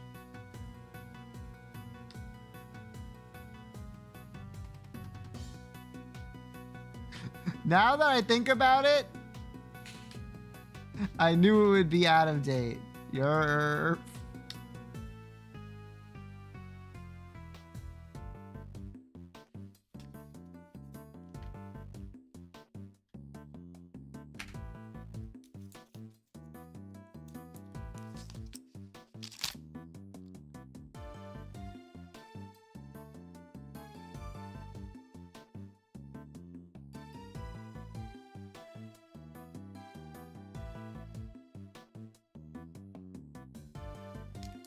So it would be cheating. That's true.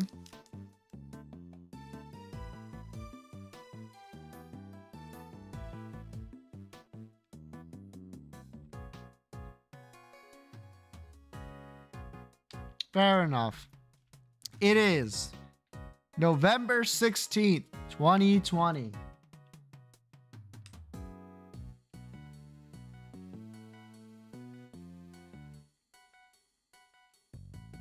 Do you know when I got this piece of gum? That's right. I got it this year. And he's still chewing it. Yeah. Gum doesn't go bad.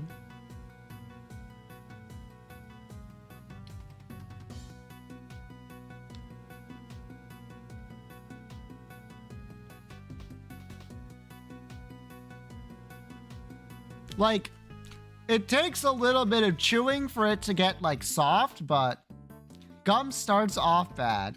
Kinda, right?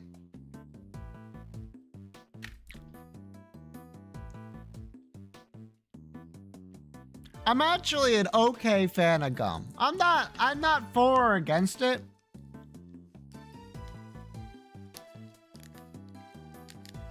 The problem with gum is that it loses its flavor really quickly.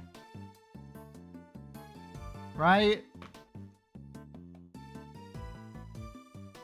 And you don't really get much out of it.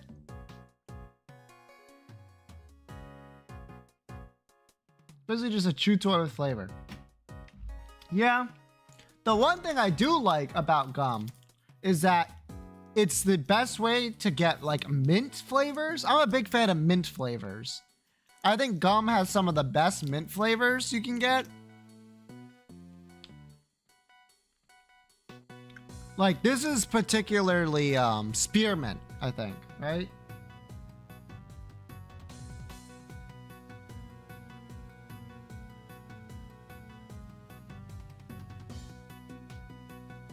Yeah.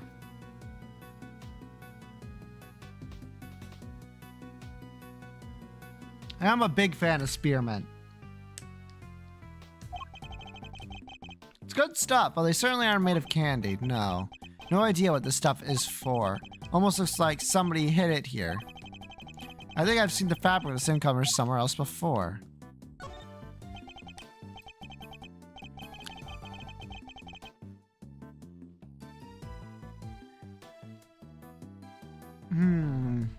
Okay. Chat.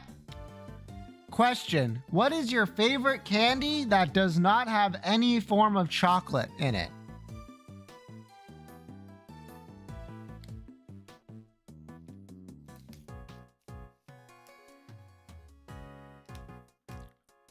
I feel like a lot of people's normal favorite kind of candy has chocolate. Starburst, that's a good one. That's a good one. I don't like chocolate in general. Green grape candy. Green grape candy. Toffee. High chew. Specific type, genre. That's fine. Sour Patch Kids, great answer. Now, I know I've said basically good answer to all of these, but in my defense, I just really love candy. Because I'm a baby. Use Go Hard. All right, let me take a look. Jolly Rancher. Those are good. Grape hard candies. Individually wrapped Christmas candy for kids and adults. Huh. Korean. Happy Family. What's that 12%?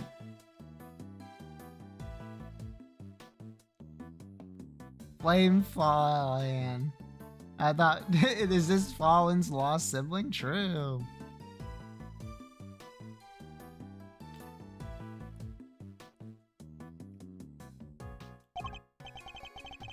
A little more exciting behind. Oh, you can't. Okay, never mind. Behind these doors. Oh, I know. Maybe they're giant uncut gemstones. Maybe this whole thing is based on a story about a castle with a priceless treasure inside of it. Custard. Oh, a custard. And there's something at the bottom of them. Looks like a little stand or something. They are gemstones. The stands must see they can be put on display. Whatever they are, they don't seem like they're normal paperweights. Whoa.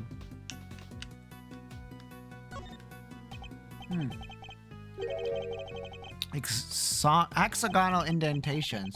Well, there's something supposed to go on in there. Well, whatever they are, they're long gone. Hexagonal indentations, so I wonder. Castle's covered in whipped cream, so maybe a giant strawberry. Giant strawberry with a hexagonal bottom. Look, I like strawberries, okay? Can't blame a guy for wishing. Yo, bad, good taste? I also like strawberries. I prefer bananas myself, another great fruit. Blueberries for me, another great fruit. These guys have good taste.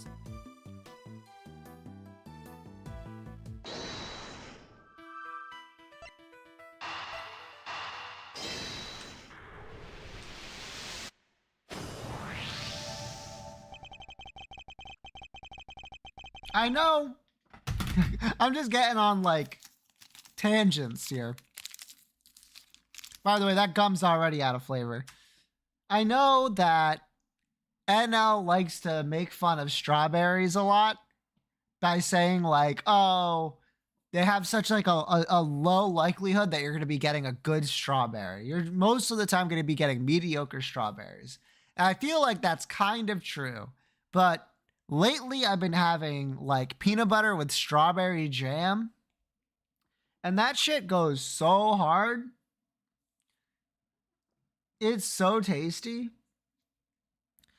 If I have a chance to have like a strawberry jam on some toast or like in a sandwich like that, I take it.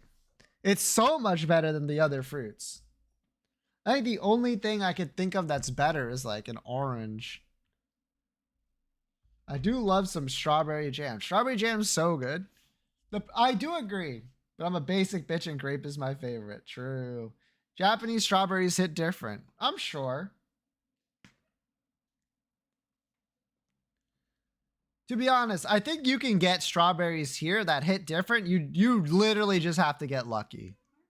Like, you know, when you cut a strawberry to get it prepared for eating and you see like how much white's there? Every time it's like a lottery, right? How much white does this strawberry have? And all the times, too much white. It's just too much. What you want to see is like a nice shade of red almost throughout the whole thing. And it's always like almost entirely white. I'm not sure if it's because like wherever we get the strawberries from around here sucks ass, but I really wish they would fucking get them. But every so often you get that strawberry that's like perfectly red inside, and you eat it and you're like, oh yeah, this is it. This is like peak fruit. Right now, yeah. I just punched a bunch of shit, and there goes my fucking mouse. All right, well, let me go pick that up. My wires were all, I was trying to unconnect, a bunch of my wires were fucking crossing, so I tried to get them all uncrossed, but no dice. I think I'm just gonna live with the fact that they're a mess. There goes my strawberries. You're... Oh. Oh, the crystals are meant to be placed on top of the pillars. Oh yeah, hexagon to hexagon makes perfect sense. If that's the case, then why are they being hidden inside? Oh, hi, Nova. What's up? What's up, Nova? What's the matter, Nova? Huh? What's the matter, Nova? What's the matter? What's the matter? Where are you going? Where are you headed, Nova? Okay, bye. The rolls of blue cloth and rock candy inside the castle. I imagine both belong to Miss Scone. Miss Scone, what were you using the items inside the castle for? Oh, those? Sorry, Lambkin, but I'm not allowed to say. Let me guess. Von Karma? Eek! How did you know? Please don't ask me to tell you. He had my guts for garters. Seems the prosecution really has no intention of sharing anything with the defense. Man, thought we were onto something with those giant rock crystals, but... What's that, dearie? You're interested in my little trinkets? Your trinkets? Yes, my sweet. I use them to make people all lovely and relaxed. Use rock crystals and cloth to do that. I do. It's wonderful. You should see it. They're not just any old rock crystals either. They're great big lumps of salt with lights inside of them. Okay, rock lamps. Salt lamps, I mean.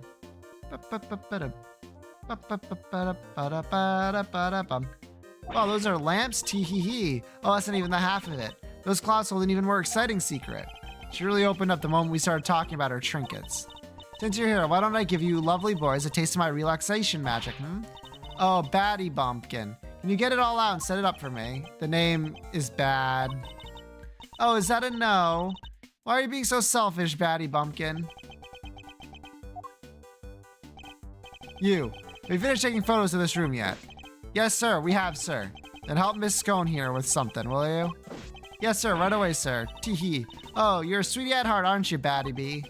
That's amazing, Miss Scone. You got him to do exactly what you wanted. That's some talent. Thank you so much, Battykins. And you, Officer Lovely. She's even giving nicknames to the forensic guys now. I guess it's her way of showing that she cares. So, what about this is supposed to be relaxing exactly? Oh, don't be a big sourpuss, Batty Bee. The fun's only just beginning. Officer Lovely, you can switch it on now. Yes, ma'am.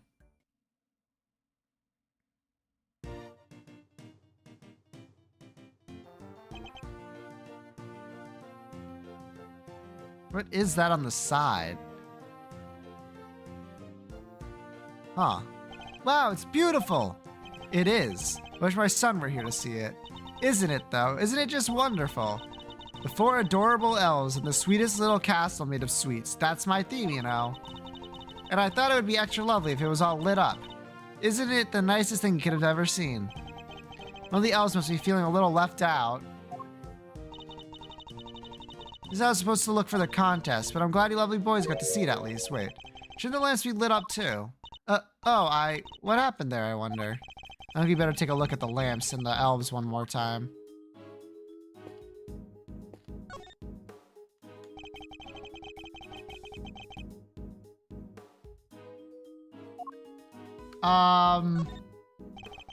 It's gonna be broken. Bulbs are smashed, both of them.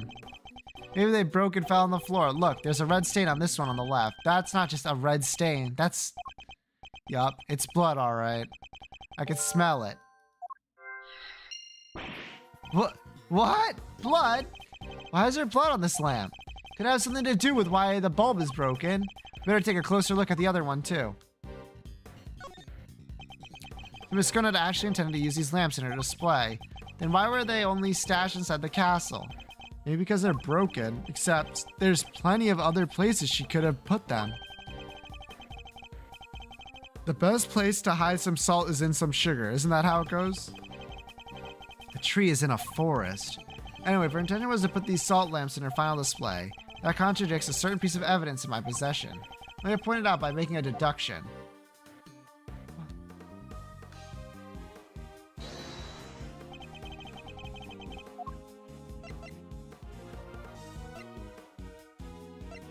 Eureka! Oh.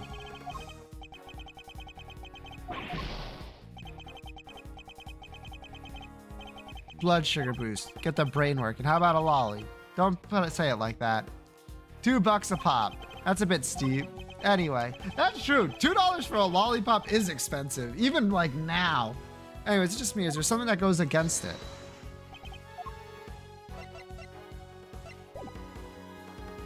Hey, I don't know. Let's go with the lamp. Eureka! Take a look at the list of rules for the contest, detective. Non-confectionery items may not be used as decoration. That means the salt lamps and the luminous cloth would both have been against the rules. Is that how they were stashed away inside the castle? I think we need to dig a little further into this with Miss Scone before I can say for sure.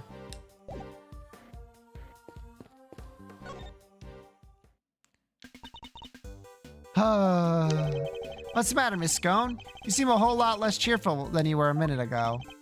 Is it Mr. Von Karma? Does something happen between you two? Why, yes, and nothing happened at all. But you just said yes. Tee-hee. That was a hello, yes, you silly boy. Aren't you just the sweetest little sugar dumplings? Remind me, what was your name again? Oh, Eddie.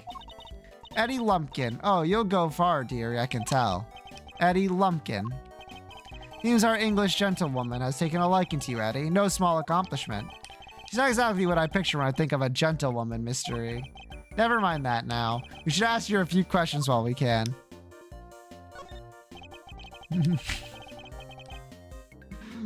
I'm just like, this is what I was like looking at, like a regular character in Metaphor and a Nydia on the right, and then like Will on the left. Mufo, as we call him here. Just like regular ass person and like chibi anime. Will, I can't. Stupid name. You tell us about what you did over the course of the contest. Of course, dearie. Let's see. It all started about 10 in the morning. That's when we set to work. Anyway, I suppose I spent most of my time here in my room getting everything ready, as you'd expect. Oh, and then there was a lovely afternoon tea for an hour or so, from around 1, I think. Afternoon tea. It's an English tradition, a chance to drink tea and enjoy a snack and make small talk. So kind of like recess. I suppose you could say that. Oh, you really know your onions, don't you, Greggy Peg Leg? Such a clever boy. When did I become Greggy? And where was this afternoon tea served? Out in the garden, of course. There's a lovely little one. Outside. They do it at the same hour every break time during the contest. Lay on some nice little spread, you know? Oh no, she's British. True. But today, only me, Samson Silly Pants, and Moody Judy were there for it. Sammy Poople had already finished his big creation, so he was there the whole time. The poor old Chillywinks and Gusty Pants had to miss out because they hadn't finished yet, bless them. You're saying everyone except Mr. Frost and Mr. Gusto were present. That's right, dear. To tell you the truth, I hadn't finished yet either. But I wasn't about to miss out on tea and cake served by our two TV superstars. I went right back to work when I finished, though tootled off when the others were still nattering away.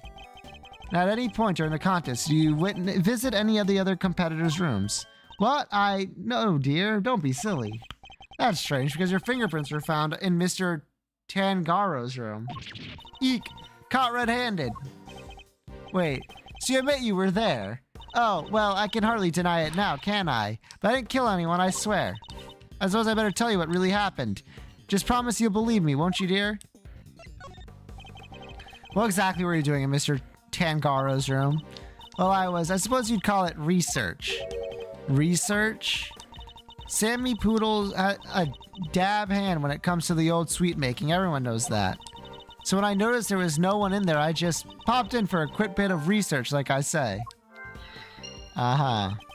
What kind of research leaves fingerprints?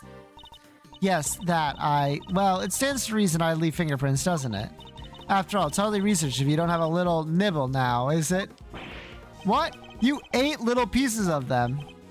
So, the traces of tampering in Mr. Tangaro's room, that was all you? I'm ever so sorry, sweeties. I didn't mean to make a mess. I had to take a little bite here and there, didn't I? I didn't want poor Sammy Poodle getting upset, so I had just the teeniest bits and pieces. The stand holding up the ship. You took a bite out of that too, I suppose. Oh yes, dear, of course I did. It was you. You brought the whole thing crashing down. Eek, I'm sorry, my lovely. Truly I am. Hold on, is that why you left the afternoon tea early? You're heading off for a second helping of sweets. Look, just please believe me. I never killed anyone, I promise. Your actions were clearly suspicious, but that's about all we can say for now.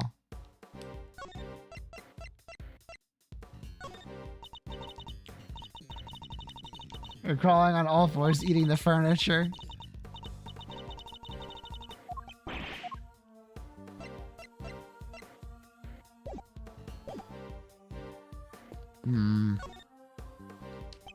This elf doesn't have an illuminated cloth over it like the others. It's not fair to leave the poor guy out, Miss Scone. Well, I didn't want to, did I, dear? But one of my cloths and one of my little machines went missing. A cloth and what sort of machine exactly? Oh, you'll never guess how it works. These luminous cloths are connected by these little thingamajigs. They're called full spectrum light emitting devices. They send light down the main cable and into each optical fiber strand. That's what makes the cloths glow. A little bit of fiddling, you can change the light to any color in the whole wide world. Bright red like ferocious fiery flames. Cold blue like clinking crystals of ice. They have these special batteries that last for donkey years. They don't mind the cold at all. Most electronics don't mind the cold, as you know. Forgive me, so these machines, that makes the special luminous cloth light up. These beautiful colors, Mr. E.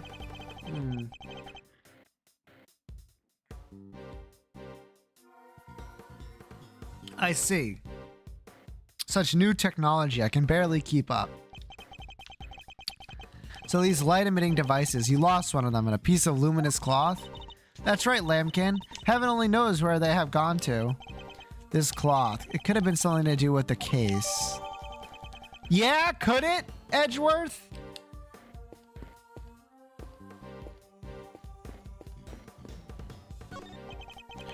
What's the matter? Something weird about the ladder? It's not a ladder, Detective Bat, it's a step ladder. Oh no, these bozos, same difference. Far from it, actually. You know if you observe their basic natures more closely. Amazing, Mystery. I'll have to remember this for future reference. God, they couldn't help but bring that shit back, huh? Don't turn around. Don't turn around. If you turn around, you'll eat it. Can't eat the castle. Don't eat the castle. Guess he's watching his sugar intake. It's a blowtorch, some chemicals here. I guess it's all for cooking with. Wonder what these chemicals are. Let's take a look at the labels. Mango down 911. Hummus cyanide 241. Wait, they're all poisons? No, sir. They're common colorings and flavorings used in candies and desserts.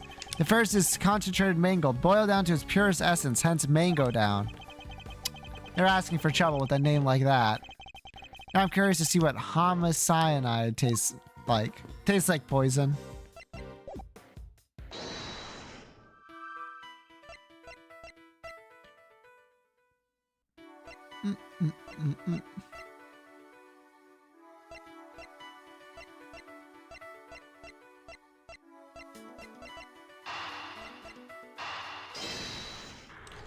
Whop! Bam! Candy called This Is Poison. True! We know that the victim was struck and killed with something blunt. We found blood on one of the lamps, which has a smashed bulb inside. Could the lamp not have been the murder weapon? For sure, definitely could do enough damage to kill someone. Nuclear waste, so that's not far off. True. You science guy, did you finish analyzing the blood from the lamp yet? Yes, sir, just got done a minute ago, sir. The blood is the victim's, no doubt about it. There you have it. So the murder weapon was hidden in Miss Scone's room. I'm beginning to think we may need to add her to our list of suspects.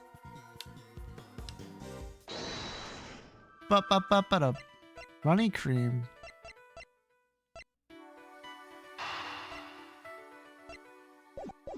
Those don't seem related at all.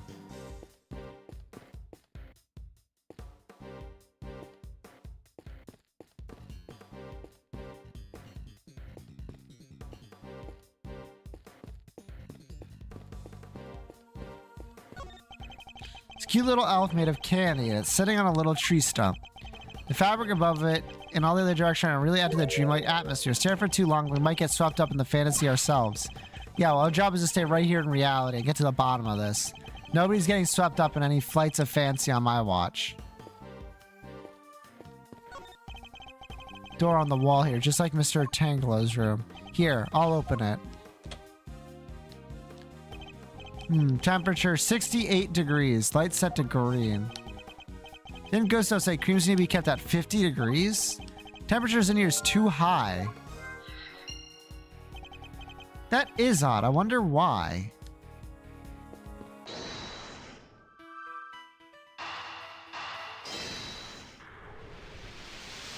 Bam! The whipped cream in this room is collapsing because the temperature is too high. It's 68 degrees. My messed up shoes can vouch for that. And yet... we opened the doors to the castle. The handles themselves were just fine. Yeah, they were sturdier than expected. Sturdy, that's not the way I would describe most things made of confectionery. Maybe we better take another look at the handles, don't you? What the? I think it's safe to say those handles aren't made of candy. It's not just the handles, the whole castle, the little elves. They're all just plastic models with whipped cream smeared on top. What? So none of this is confectionery art after all? No, it's simply made to look like candy, with the cream having been added to lend it an air of authenticity.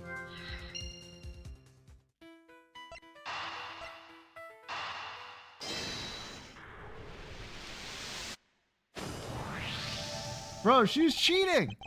Just straight up! Not only did she use decorations that were against the rules, she didn't even make any real sweets. Miss Scone made a mockery of the rules. Yeah, guess she's not gonna get crowned world's greatest now. Why is it so warm in here? Do you think it got something to do with all this? It's a good question. Then we better go ask Miss Scone herself.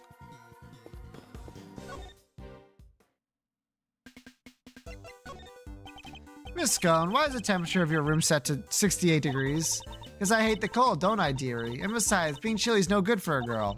If I want to keep my fresh-faced complexion, I've got to be careful about these things. We ladies have to stay young, don't you know? How old is she really, though? That's what I'd like to know. It's not polite to speculate on a person's age, Eddie. But most of her work is made out of whipped cream. Whipped cream needs to be kept at 50 degrees, or it starts to deflate. Is that so, dearie? Well, silly me, eh? I've only gone and made a whoopsie. Wait, she really didn't know that. Sure. World-class confectioner, my foot. Why did she break the rules by using fake candy? She's ignorant of basic facts of her supposed craft. Miss Scone grows more mysterious by the minute.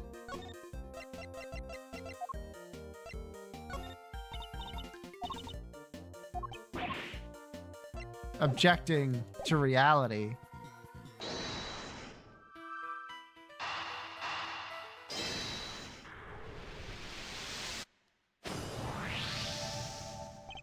Miss Scone appears to lack basic knowledge about how confectionery is created.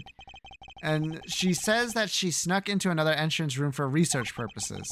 Hardly the actions of a world-class confectioner competing for a major prize. Yeah, not how I'd picture a top pro acting. Does she maybe just lack a little confidence, or is she not actually a confectioner at all? Perhaps she had another agenda altogether. After all, we only have her word for it that she went into that room to do some research. Wait, you mean maybe she went in there to commit a murder? He's hiding something, that much is certain. Alright, you're getting put to jail.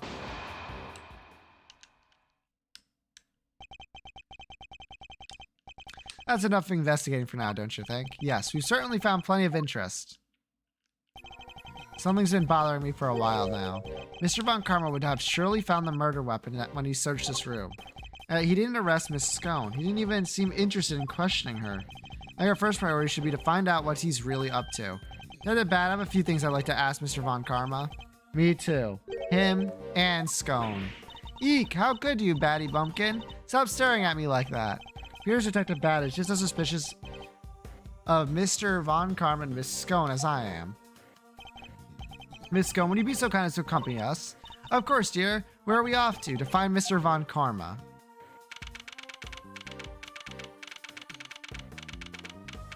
She entered just to taste the candy in other people's rooms. She's just here to try world-class desserts. Mr. Von Karma, we'd like to speak with you if that's alright. Tisk, tisk, tisk. Judging by your faces, I'm guessing you found the murder weapon. We did. It was in Miss Scone's room. Which means that Mr. Tangaro should no longer be the only person of interest. Ha! Nonsense. Doesn't matter where the weapon was found. Tangaro is guilty. As long as this is my case, guilty he shall remain. How can you be so sure of Mr. Tangaro's guilt? You have an explanation, I assume, for why the murder weapon was in Mr. Scone's room. Oof, of course I do, and I'd be delighted to share it with you. Tangaro killed Mr. Frost with one of Mr. Scone's salt lamps in order to frame her for the murder. To complete the deception, he took it back to her room once the deed was done. After all, if it had been found near the victim's body, Tangaro would have seemed doubly suspicious. Body may be hard to move, but a murder weapon considerably less so. That is why there is no piece of evidence on the scene that pointed to a particular suspect. So it's your assertion that Mr. Tangaro took the salt lamp back to Miss Scone's room. It is indeed. But it is more than an assertion. It is a fact based on my own investigation. I mean, you have proof that he did so. I don't need any such thing. What? Tisk, tisk, tisk. If you have a rebuttal, I'll be happy to hear it. But I highly doubt you'll be able to fault my logic.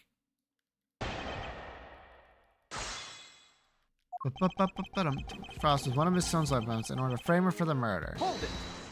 Hey, bozo. So he took one of the salt lamps from Miss Scone's room back to his own. Indeed. He repaired it beforehand, knowing that it would be the perfect weapon for which to kill Frost. We found the lamp in Miss Scone's room. Surely this casts Miss Scone herself in a suspicious light. Perhaps if you would let me finish. Now, as I was saying... Wait, why not add that? Through deception, he took it back to her room once the deed was done. You're talking about the lamp made of rock salt that was hidden inside the candy castle, correct? Precisely. I was the one who found it. So be grateful. It's thanks to me you even have such a vital piece of evidence. What made you go inside the castle in the first place, if you don't mind me asking? Good point. Maybe he just wanted to see what it was like in there. Fools! You think I went there on a whim? I went there because detectives are an incompetent lot, so I investigated it myself. But I had nothing to do with the initial investigation. That's right, Detective Bad wasn't a part of this investigation until very recently. Huh. You got my trust, Detective. You'll have to earn it. And a good first step would be stop wasting time, so if you allow me to continue. After all, if I had been found in Newman's body, it would have seemed doubly suspicious. But he came under suspicion anyway due to the body being in his room, so why would you like to hear my favorite expression of mine? Even a dog can hold still and stay. Now let me finish. If only I could say the same to you. Body may be hard to move, but a murder weapon considerably less so. You think he hid the body in the chest, but removed the murder weapon from the crime scene?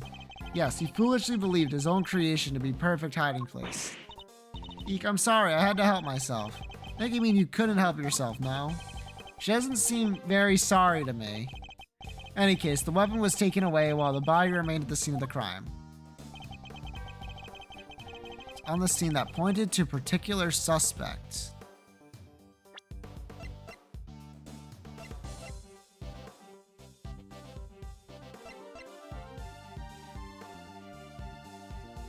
Objection! Get owned, bucko. It's true that the murder weapon and the bloodstained chocolate were removed from the scene of the crime. But something else remains. It does point to one person in particular. Take another look at the photograph of the body, if you will. The cloth covering the victim's lower half. Is that not one of the same luminous cloths we found in Miss Scone's room? What's that, dearie? One of my lovely color cloths? At the scene of the crime, you say? Luminous cloth. Nonsense, I see no lights to speak of. Guess he doesn't know how it works. It may look like ordinary fabric at first glance, but attach one of these light-emitting devices, and the difference soon becomes apparent. What, does your chest hurt, Von Karma? Oh wait, not yet, because you don't have a bullet in it? I wonder why you would have that. Look at his face, I don't think he was expecting that. The fact that the cloth can be lit up is neither here nor there. We have to show why it's important. One of the rolls of cloth from Miss Scone's room went missing. If you look closely at the blue cloth in the picture, wouldn't you say it's clearly made of the same material, Mr. Von Karma? The salt lamp and the luminous cloth both belong to Miss Scone, and seeing as the body was wrapped in said cloth, surely even you have to admit that's suspicious. An elevator with my son. True. Mr. Von Karma, I think it's time to accept that the number of factors point to Miss Scone as a person of interest. Eek! Nice catch. Greggy Pegleg, how could you? You're accusing me of all people. I'm not accusing you of anything just yet, but I do think you're hiding something. That's not... Just to clarify, your assertion is that both the murder weapon and the cloth were in Miss Scone's room prior to the murder. Exactly. Tisk, tisk, tisk, tisk is something funny. Only that you've walked so carelessly into my trap. Neither the cloth nor the murder weapon were in fact in her room. So sorry to have to break it to you. What does he mean? Tangaro spotted them before the contest began and noted that the lamps and cloths contravened the rules. He subsequently confiscated them and took them to his own room for safekeeping. What? Then, after the contest began, nobody saw hide nor hair of Frost, as he had secluded himself in his room. The only person capable of entering his locked room was Tangraro, possessing, as he did, the only key. And as you now know, he was also in possession of the lamp used to commit the murder, so you see. He planned that murder long ago. True! I have everything I need to get Tanagaro convicted all along. Well, how does it feel to have lost me before even setting foot in the courtroom? Arg, this can't be happening. Wait, all our hard work was for nothing. Miss Scone, why didn't you tell us your stuff was confiscated by Mr. Tangoro? Well, I will, dear. Mannequin said that if I spilled the beans, I'll end up being the one under suspicion. Mr. Van Karma said that. And he wasn't wrong now, was he? You two accused me yourself just a second ago. Tis, tis, tis, pathetic. Curse you, Von Karma. You led us to the murder weapon, knowing we'd make assumptions as a result. One more thing, my pathetic friend. There are two and only two sets of fingerprints on the murder weapon. Two. Yes, those of the Scone and Samson Tangaro. No others were found. Tangaro used the lamp he had confiscated to murder Frost. He was foolish enough to hide it in Scone's room without first removing the fingerprints. Tis, tis, tis. At this rate, no one will even need to testify. My perfect evidence will do all the talking for me as I secure his guilty verdict. But wait, what about the luminous cloth that was left behind Mr. Tangaro's room? What about it? He probably meant to return it after disposing of the body. Arg, I don't have enough to disprove any of what he's saying. Tis, tis, tis. No more pitiful objections. And get out of my sight and close the door behind you. Mr. E, I'm not about to just give up. I see you mean to waste more of my time. Bad, escort them off the premises now. Hold it.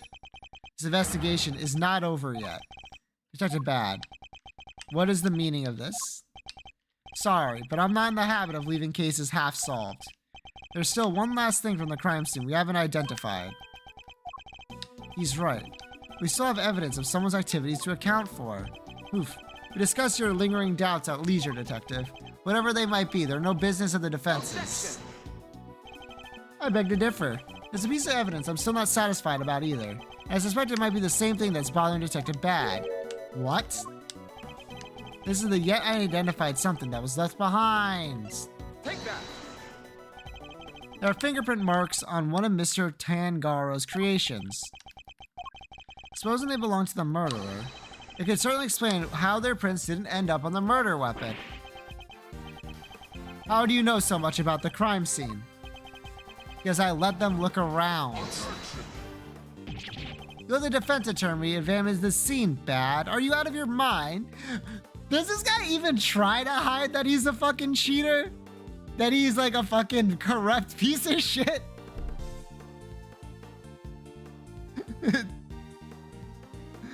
It's so funny. What do you mean you let the defense look at the crime scene? I rely on them not viewing it so that I can make shit up. I don't remember you telling me not to.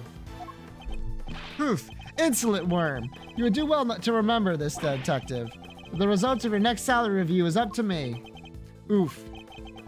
Did the Bad's in trouble now too? I'm sure glad you're my boss, Mr. Edgeworth, as long as you remember that the result of your salary review is up to your performance on this case. My source, I made it the fuck up. Tomato Curry is now playing TF2. Good choice, good choice. A mere attorney uncovering such a fact based on a cursory investigation. I'm almost impressed. But it's entirely possible that those finger marks belong to Tangaro.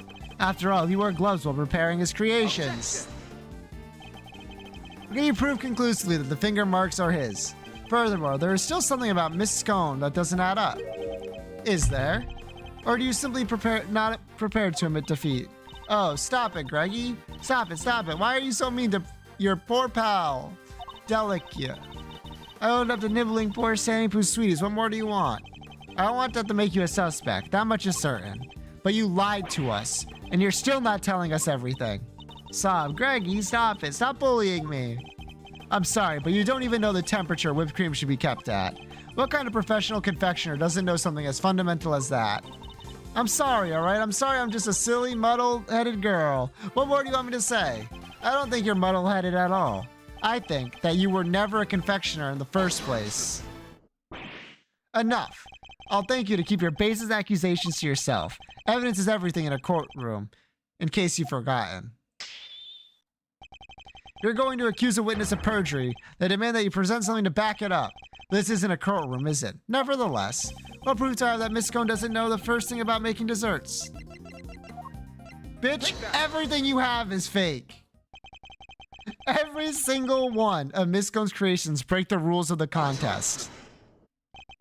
The offending items, the cloth and the lamps, were duly confiscated as we have established. Now the witness did not go and bring them back to her room herself. But those weren't the only rule-breaking items in her room. What? The entire fantastical world Miss Scone created, every last bit of it. It's all just a collection of plastic models slathered in whipped cream. That cream is the only authentic confectionery in the room. No real-world titled contender would ever stoop so low. Is this true, Bad? Yup. Saw it with my own eyes. Stepped in it with my own shoes. Did we finally convince him? With her lies exposed to this, surely you can't continue to deny the facts. Miss Scone, your actions place you firmly on our list of suspects. But no, dear, I'm no killer. Then why don't you finally start telling us the truth? Who are you really, and why were you tampering with your rival's work? All right. The truth is, Bow Wow, by the way, I'm not the adorable little cook you see before you. I'm actually a pharmacist, if you can believe it. A pharmacist? I can't blame him for being so surprised. This could be further from what we'd imagine. What is an actual what is a pharmacist is like a respectable job. What are you doing this? So what's somebody in your line of work doing entering a contest like this one? Well, I just love eating sweets, if you must know. And Sammy Poodle sweets are the best, or so they said. Say, I just had to enter. I didn't mean to end up making it all the way to the final. Even Mr. Von Karmer is lost for words. That's it. That's the only reason you're here. Yes, dearie, and it was worth it. Samson Silly Pants sweets are the tastiest treats I ever did eat. And the finger marks. Were you the one wearing the gloves? Eep. No, no, no, no. That wasn't me, dear. I don't even wear gloves. Remember, Miss Scone's fingerprints were found elsewhere on Mr. Tarangaro's other creations. I'd say that points to her not having worn any gloves. Yes, exactly, Lambkins. Greggy Pegleg's got the right end of the stick. I'm an innocent woman. Is your head filled with cream too? Eek! Sorry, mannequins. Her head might not be filled with cream, but she's certainly no master of subterfuge. Miss Scone, were Mr. Terraga's works the only ones you sampled? No, dear. I couldn't help myself. When I'd finished my afternoon tea, I tiptoed over to Chili Wink's room for a little taste too. Huh! You were in the victim's room too. Yes, dear. Nobody was in there, you see. Quite possibly because the occupant was already dead. But I could only stomach one little bite. I've never tasted anything so salty in all my life. So I had myself one of the tasty star-shaped bits off to the side to clean my palates. You have quite the sweet tooth, don't you, Miss Scone? Indeed. What didn't she sample? That's everything, I promise. Greggy Peggles, mannequins, I'm so sorry. I didn't mean to make a mess of things. As long as what you told us is the truth, that's all that matters in the end. Do not think for a second this means I myself believe you. I'm going to investigate the victim's room now. We'll see how truthful you've really been after I'm through. Mr. Van Karma, please let us accompany you. I think it's only fair that we be allowed to investigate the veracity of our conclusions. Huh. Accompany me if you like, but don't think for a second you'll be permitted to conduct your own investigation. We'd like to accompany you all the same. Yeah, just in case someone would try to cheat or something. Just in case someone might try to tamper with evidence, one might say.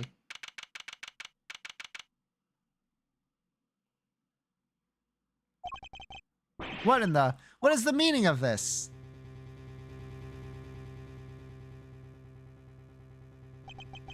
When we got to Frost Room, we saw nada. It was all gone, the whole enchilada. Was this the work of the culprit?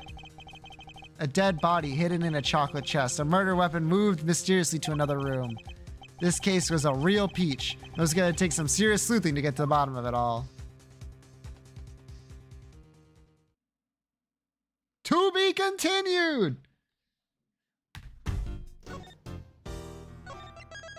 All right. This case, the pacing's pretty good so far. Not bad, Edgeworth. Funny enough, you're barely a part of it. Middle, by the way, middle.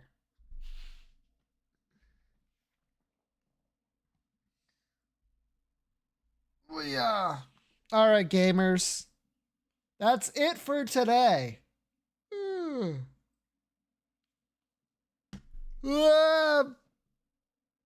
Oh, no, there's watering the whole time. Very true. I don't think Kay's in the room, though. Thank you, thank you. You're welcome. Have yourself one of these. And I will see you all tomorrow with more of this. For those of you here for the fishing, Friday. Get it twisted.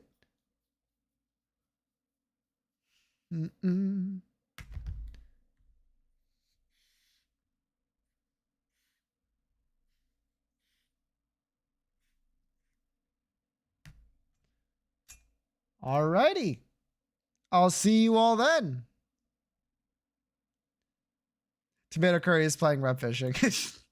All right. I'll see you then. Bye-bye.